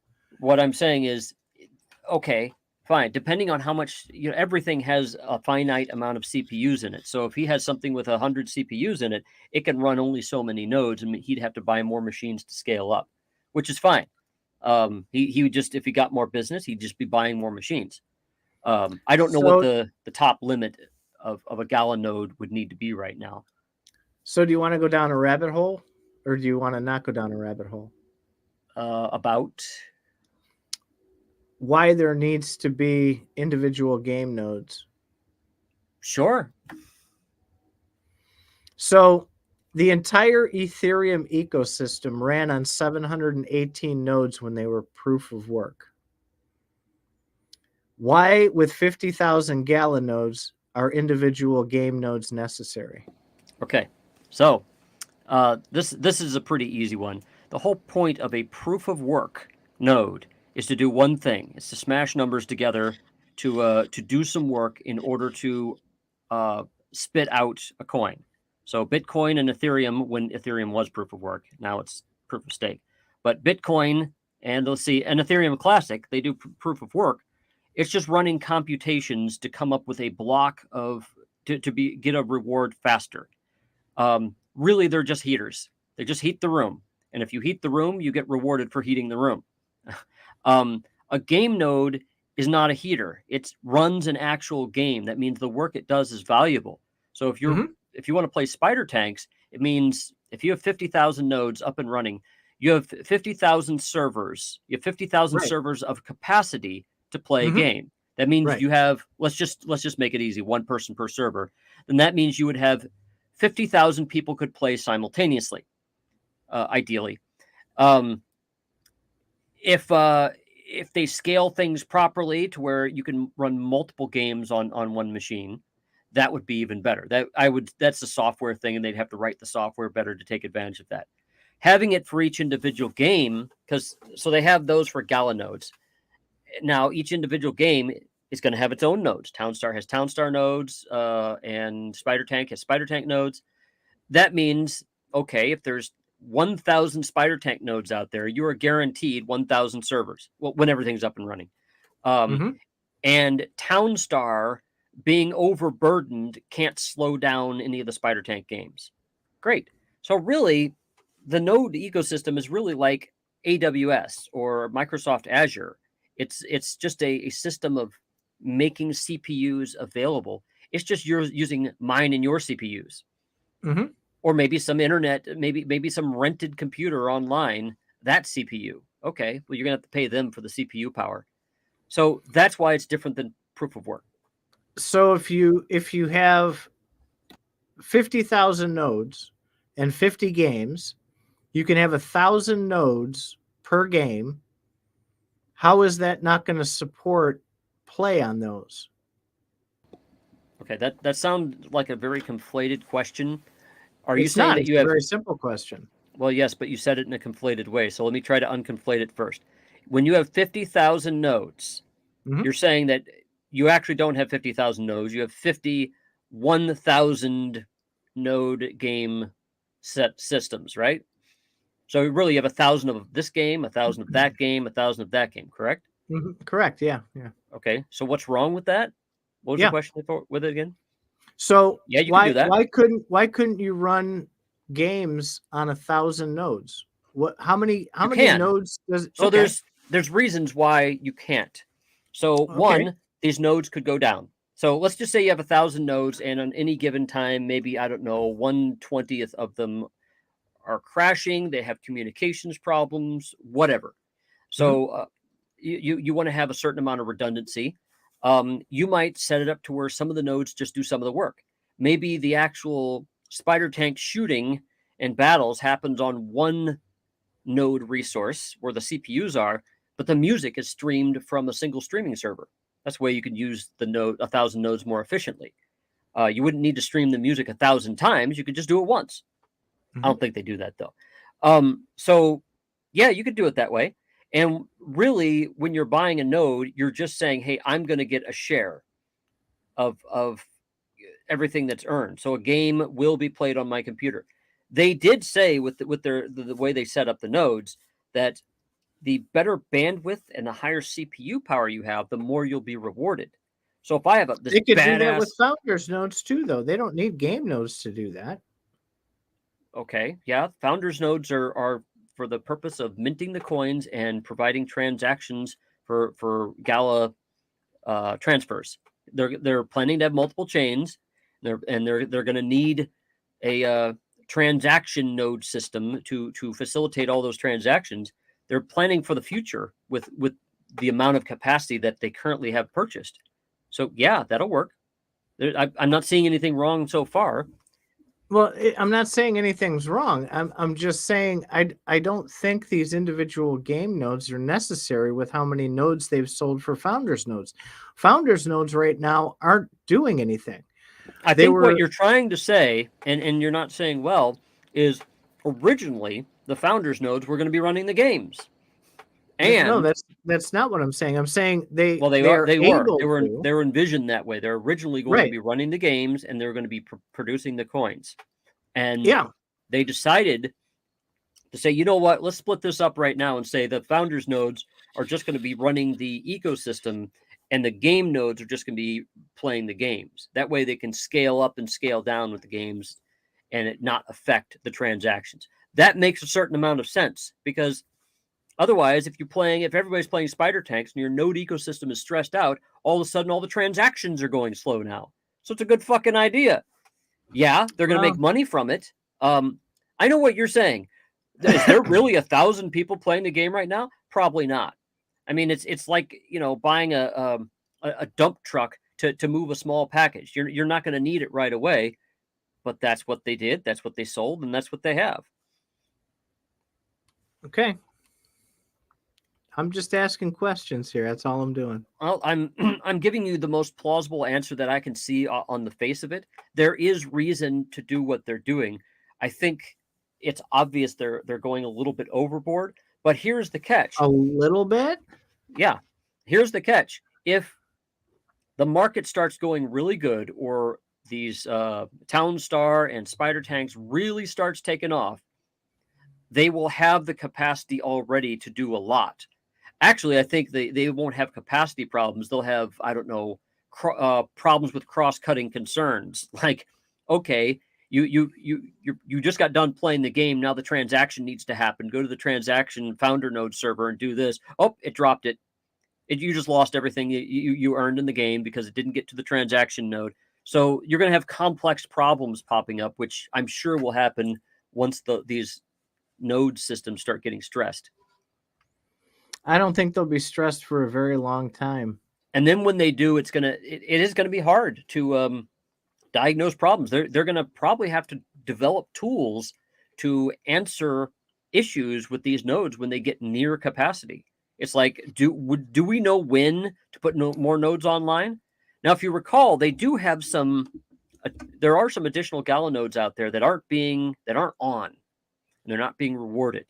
And I'm wondering if those nodes are actually meant to be to fix capacity issues. Well, and that's ultimately what I was driving at, right? So you have founders nodes, right? They're your foundation to the system, and there's only ever going to be 50,000, right? Great. If you ever get to that 50,000 capacity, which I think would be extraordinarily difficult to do, there's so much capacity there, it's ridiculous. Even if you look at the node dashboard, it'll tell you how much capacity. Okay, wait a minute. And let me stop you right there. numbers. Let me stop you right there, because if you were to buy a new house today that was triple the size of your house, you and me would walk through it, and you would say, I don't think I could use any of this room. Bullshit. In 3 years, you'll have filled up that house. And with every programming job I've had over the last 25 years, you run out of space pretty quick. In fact, the more space you have, the more irresponsible you can be. You're like, you know what? I don't need to optimize this shit. I can just put this over here. We have 12,000 nodes. We have a shitload of fuck ton of CPU power. It can handle it. And then you start doing all your games like that. And then you run out of capacity, and you're like, oh, fuck, we actually have to program these things responsibly. So if you did run out of space on 50,000 nodes, right? If Gala got so huge, 200,000 daily active users, right? And you run out of space, you then open up overflow nodes. And there's only ever going to be 25,000. Or another 50,000, and you sell overflow nodes, which then takes the stress off of that. You want to develop your own blockchain, you have a Jiri node that's available, right? You sell a separate Jiri node that runs all the transactions and locks into these other node ecosystems. To me, it's just ridiculous overkill to sell individual game nodes. It's not even close to necessary. I bet they did some of their calculations based upon knowledge, because remember, Eric Schiermeyer, the CEO, came from Zynga.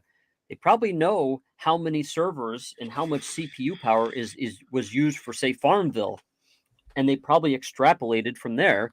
And which is why they came out with 50,000 founders nodes. Hey, look!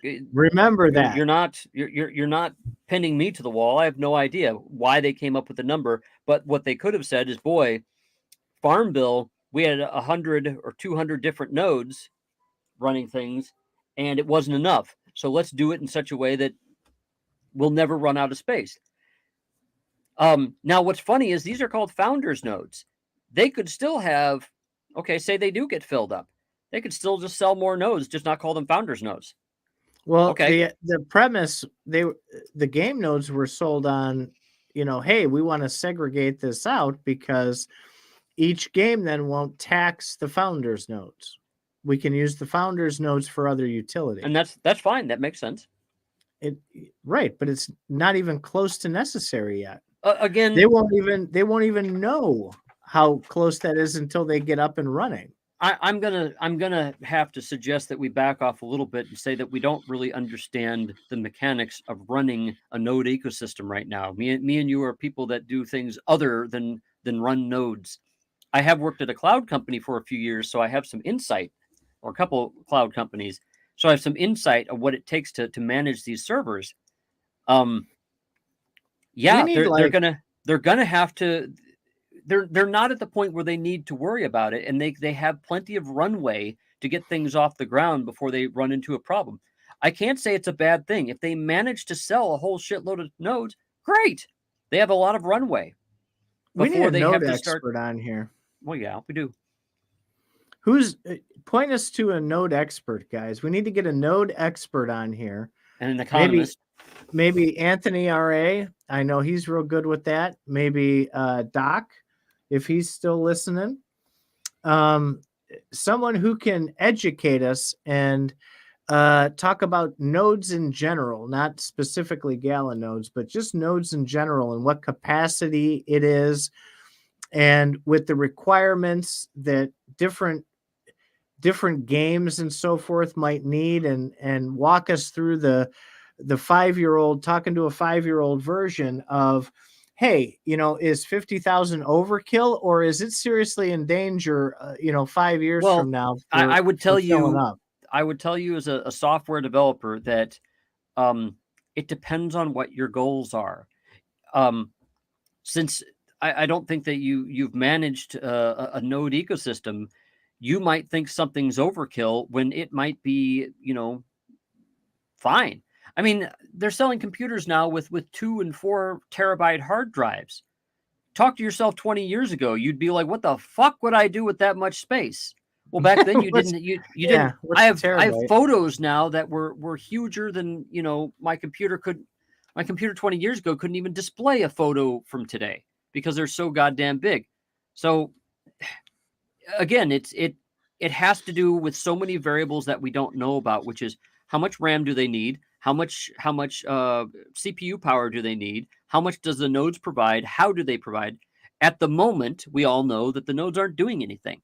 They're just pingers, I believe, and they're building the stuff out as they're doing it, but they have their proof of concept working. I mean, if this was a car, they got the engine running. It's just not going anywhere. But that's what I mean. How can they determine they need more game nodes if they don't even have anything running on the founders nodes to know that they'll run out of room? Well, that has to do with your vision and your plan. So I don't know what their plan, their complete plan is. I mean, is their plan to have 100 games, 1,000 games, 50,000 games? We don't know. But the whole point is, if you knew all these other these other variables, then you'd be able to dial that in a bit more. Maybe that's why we need a node expert. They can fill us in on what that is. Like, if there's a dev out there who's worked with blockchain gaming or knows somebody who does the blockchain gaming part of it, to find out what is okay. If you put like a normal home PC, right? Like a 6-core or an 8-core together, Intel with a terabyte hard drive and a decent GPU processor. What is the load that can handle from a blockchain game? Can that handle 10 users, 100 users? Right, and that's the thing I don't know. Yeah, I'm not going to act like I'm an expert on that. I'm just, like I said, I'm just asking questions, because it seems like a lot of these projects, and where I got this, what got me thinking about this, it actually isn't Gala this time, but it's Playable, right? I'm watching the videos last night on this, and it struck me. I'm like, wow, they've sold like 3,500 or 4,000 nodes, and they want to add 3 to 5 games a year. So how do they know that their goal having 50 games total? 50 games total, he said, is the goal. 50 games total on 50,000 nodes. How does that add up? And he's doing AA games, he said, not AAA. So the requirements shouldn't be as high, right, as a AAA game. I'm not even sure I know what a AA game is. Was it a AAA game from 10 years ago? No, he described it in the video. He said it's a AA game, and what that means is it's a professional game, but it doesn't have like the super duper high quality graphics and super motion, completely fluid motion like a AAA game would have. I just looked it up on Gamepedia. AA games are titles made by companies with significantly smaller budgets allocated to produce their games. So basically, yeah, here, do what you can, develop what you can for $50,000. Go. They're still developed by Right. large groups of people spread across multiple offices, but they do not have the scale and reach of AAA games. So yeah, they have fixed budgets, which means some games, the AAA games are like the shock and awe, really cool. Wow, look at this. And the AA games are, wow, this is pretty good gameplay. There's a number of Steam games that are AA games where you could tell that one or two developers made it, but it's a really good game. Now, you're being the dev. I put this question on my list to ask you. Okay. He's this old bull. He has counsel, right? So he has these gaming experts he's talked to.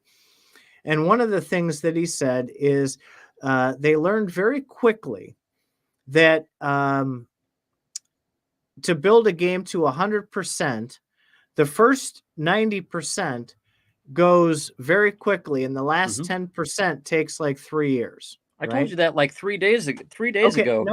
no wait. So here, knowing that, let's apply this to something like Townstar or Miranda's. Well, let's apply it to your house. Okay, so No. Let's apply this to the game. So if it takes 2 to 3 years, using that, if that's the rough formula, the assertion then would be that they're 90% done with Miranda's if it's 2 to 3 years out, and they only have 10% of the game to go. Okay. And that's the hardest part. Wait, right? there's some conflation here that I want to clear up. So 90% of a game is basically just the gameplay. You want to do 5 things. Okay, let's get all these things programmed in there. The rest is finishing. And I like to use the house because in order to build a house, all you need to do is put up walls, put up the 2x4s, put walls down, and have rooms. The rest is each room has to have floor. They have to have baseboards. They have to have paint. They have to have plumbing, electricity. They have to have all these things. And so when you're building a game, yeah, you can if it's a baseball game, yeah, you can have the pitcher throw a ball and you could hit the ball across the field. But what's it look like? Well, our demo just has some basic like wireframes going on. But it's like, well, how well do I want to make this? Do I want to be able to read the numbers on their shirts? That's one kind of game. Is it okay as an 8-bit game? That's another kind of game. If you just want an icon to represent a player, it's pretty easy to get done. But a lot of times you get it going, and then you do an alpha, and then people are like, "This sucks." Why does it suck? Well, because graphics sucks. It's like, okay, let's go back. Let's go re-render all the players. Let's give them like 7 times the resolution they had before, to where you can see the little wash tags on their jerseys and stuff. And that's going to be our goal. And so there's a lot of finishing with that. You got to make textures. You got to set the textures down. You're going to have artists and then you're going to have a lot of different sounds. I mean, all these little things. When you hit the ball, there's not just one sound. There's more. So there's all these little finishing items that really is what people like about the game. And if you remove it, if you're playing the game and you do not hear the bat hit the ball, you're gonna be like, what the fuck? This sucks as a baseball game. I don't know when the ball's actually hitting. It's out in the middle of left field. I didn't even know to get ready for it. So there's a lot of these finishing are cues for when you play the game. Miranda's when they first started showing it, it was this very blocky stuff. They showed you that, okay, we can 3D model characters and move them around, and you've got some basic characters.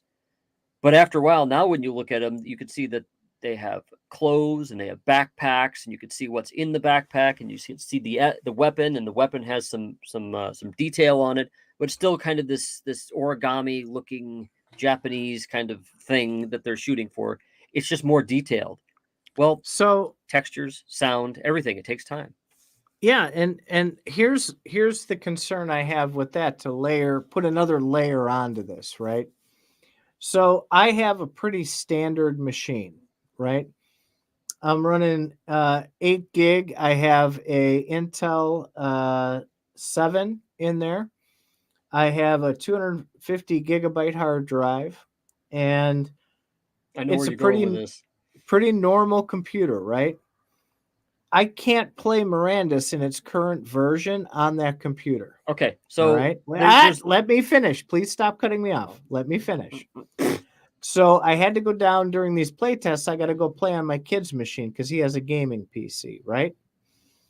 So if Gala is saying that they're going to have all this adoption and everybody's going to play it, and especially the third world countries, and they're going to earn their $2 a day and be able to get out of their mud hut and go to a stone hut instead, but it won't run on a machine that's not a $3,000 gaming machine. Yep, I know what How you're is saying. this going to scale? Okay, to the user base that they want? Okay, so a lot of AAA games do scale. So before I told you about textures, there's an indicator called level of detail, or LOD, to where the closer you get to an item, the more resolution you will see. And so once they do that, they're like, you know what, we can actually support lesser machines if they turn down the resolution and make it so that they can't see as much detail on it. And so you in the case of Mirandus, or in the case of any game, you're going to have a minimum level of detail that you'll want to present the game at. And they have decided that that's every game is going to have machine specifications, recommended specifications. You probably could run it on lower machines, but you wouldn't want to. And so they're like, this is our vision. It's got to be at least this detailed to run. So that's a specific choice of theirs, that it will not run on your machine very well. You got to get something newer than from 1987. But however, this is where the big user adoption comes in. When Joe the mechanic, who only makes like $35 an hour and has a family to feed, is wanting to play Mirandus, he's got to spend $3,000 to get a good experience on it? This has been a problem with games since games began in PC, mostly in PCs.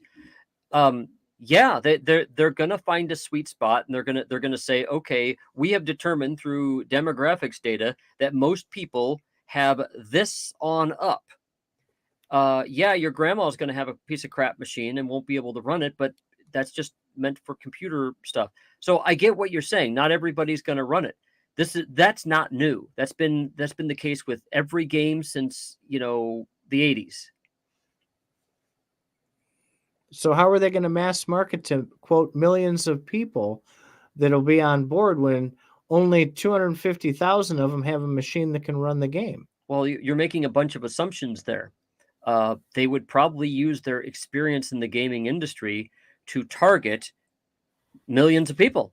They pick so what it's really saying is you have some really old fucking machines, dude. You told me where you got them. You got them from your wife's work or something, didn't you? Yeah, they're old. When companies run out of warranty, they generally just get new machines, and all of these were there, and they're 2-year-old units that ran out of warranty. You're using old business machines that are not gaming machines. They don't have a need for a graphics card in business in an office. You just need to render a PowerPoint document. These are the computers most people have. No, that's not true. Most people do not have computers that were old computers from somebody's office. Maybe not gamers, but most regular people who would play these games have normal machines. They go up to Best Buy. They spend $700 and get the best machine they can get. What you have there that you're buying from Best Buy is not the same thing as that you buy from a corporation. Trust me on this. You got a really ancient kind of machine there. It's because you didn't pay for it, right? I mean, it runs everything. It runs everything just fine except for certain games. Well, yeah, because it doesn't have a graphics card. It probably has this integrated chip. You need an actual dedicated graphics card if you want to play a game with dedicated graphics, with good graphics. That's right. That's the cry of the non-gamers since gaming came out. Right. And that's gonna price a lot of people out of playing these games. That's again, this problem has existed since the 80s. This is not new. They'll figure it out. That's the least of my worries with the games. I'm worried more about playability, working with the blockchain, being usable. You are. Well, yeah. Because you have a good machine. Well, then you're not their target audience. That's it. You just got to buy a better machine and shut the fuck up. Listen, You could say the same thing about cars. How come my truck gets such bad mileage? Well, maybe you should get a smaller car, dude. I mean, I've been pumping this from summer on. Okay, success in this industry will be user experience, and if a user has a shitty experience, they're not going to spend money and they're not going to come back. And if I'm Joe Regular and I'm Joe the auto mechanic and I come in here and I load up Mirandus, I go through the whole rigmarole of getting an account set up and a wallet, and I'm savvy enough to remember to write my seed phrase down and remember my transfer code, which is different from the password, and you get through all these hoops. You finally get in, you download Mirandus, and you can't shoot an arrow into a goblin. Can somebody post on the comments to tell Titan to upgrade his fucking machine, to stop being a cheapskate? Because that's really what it is. I mean, it's like you're buying an egg beater of a car and you're wondering why you can't tow a big ass trailer with it. Fucking buy a better machine. Well, look, so we're talking about mass adoption, though. That's where I'm going with this. Well, maybe if you want to tow a trailer, then you've got to mass adopt a bigger vehicle. So if you want to play that game, then you will be able to mass adopt it. Yes, the real part is, I mean, the real thing here is they could possibly scale it down, but that's not their vision, and they know that they can get in a good situation. They know that they can get numbers of people to support the game. I don't think that their choices on what the machine specs are is going to torpedo their game. I think it's going to be the fact that it's a crypto game and the economy might suck. User experience, man. That's what it's going to boil down to. You know, I had the same problems too when I bought used computers from friends.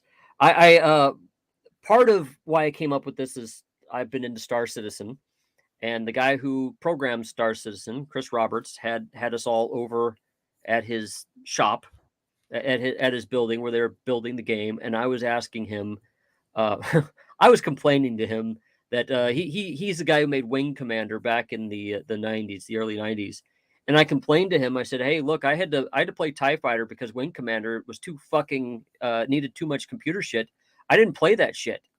And he looked at me and he says, sorry, that game wasn't for you. It's like he said he wanted the biggest, best that he could do at the time. He wanted to show the capabilities that if you had the right machine set up, what kind of really cool game you could buy. That's his prerogative. What you're failing to pay attention to is the fact that computers get faster computers start over a period of time. This game is going to still be around, and the computers are going to get faster and faster. So if you develop it for a fast computer now, 2 years from now, those faster computers now will be old and be able to run it. So computers advanced all the time. That's when they start coming out with upgrades. It's like, okay, well, Wing Commander now has an add-on to where you can take advantage of extra RAM, maybe render the images a bit better and stuff like that. So he was designing stuff for more of the top of the market. The longer the game is out there, more and more people will be buying new computers and will be able to play it. So I think there's an understanding of how the market works, and an understanding that you need to spend money on buying machines rather than getting them free from your wife's work. And then complaining about the fact that your free machine doesn't pull a 27-foot trailer. Sorry. I can run anything on these machines and it doesn't crash, but I can't run these games. That just cracks me up. Sucks to be you. I don't know. I can't. Yeah, well, play Townstar. Townstar will work. It's designed to work on a phone. Yeah, Townstar works, and I do believe that they're going to do some Mirandus things that would work on lesser machines or phones, like the Tavern games and stuff. I would love to be able to check in on my towns from the phone, and they said, yeah, eventually one day we'd like to get there. But Chris Roberts said the same thing about Star Citizen. That hasn't happened yet either. Opening it up to Mac and Linux based, I think, is going to help a lot too, because My Fedora workstation is 10 times as fast, as fluid, as everything as this Windows machine, and they're literally the same box. Well, you're It you're just has asking. Just different remember, OS on it. you're asking for a lot when you start suggesting that you have it on PC, Mac, and Linux, because you're going to have to do exhaustive testing on each platform to make sure it works properly. That's a lot of money. So you're only going to see those for really, really good, highly adopted games. But even then, you'll just see them for Windows, for the dominant thing, because they want to hit the easy stuff. They don't want to spend, if they can make enough money on Windows, they're not going to want to go to Linux.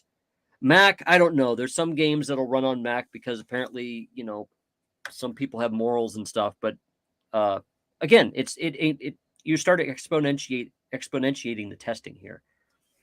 Well, so it's been about 2 hours here. You think I got to go through and put chapters in this on Saturday?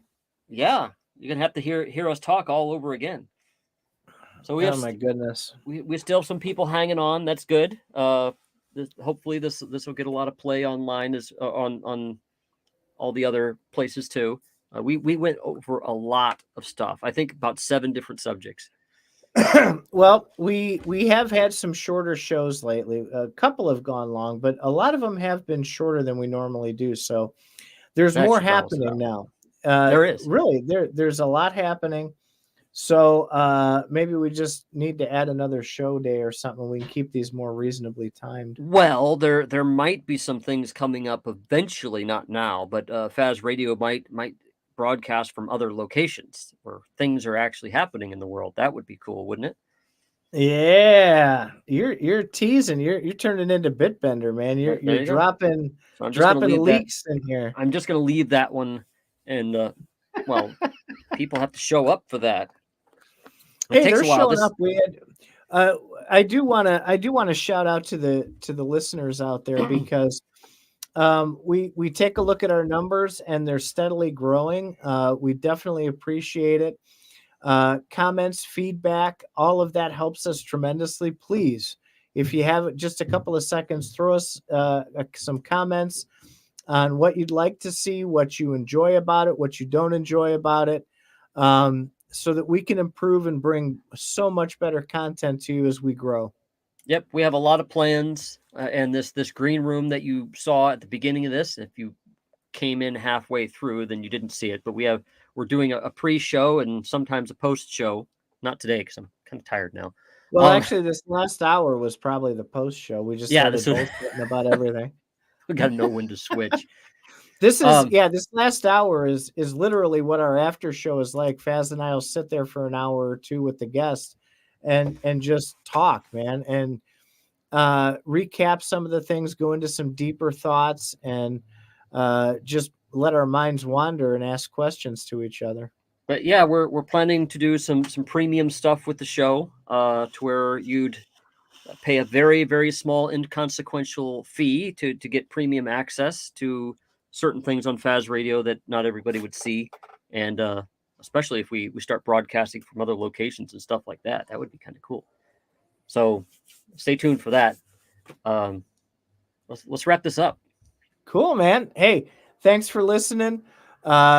Please leave us some comments, and we will talk at you tomorrow night for our regular Faz Radio show.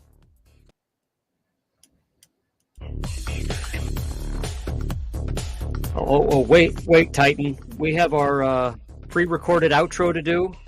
Can you say your thing so that people will know?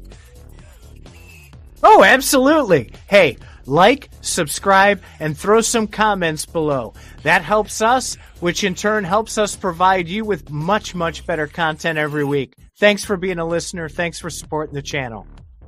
And thanks for sitting through our pre-recorded outro.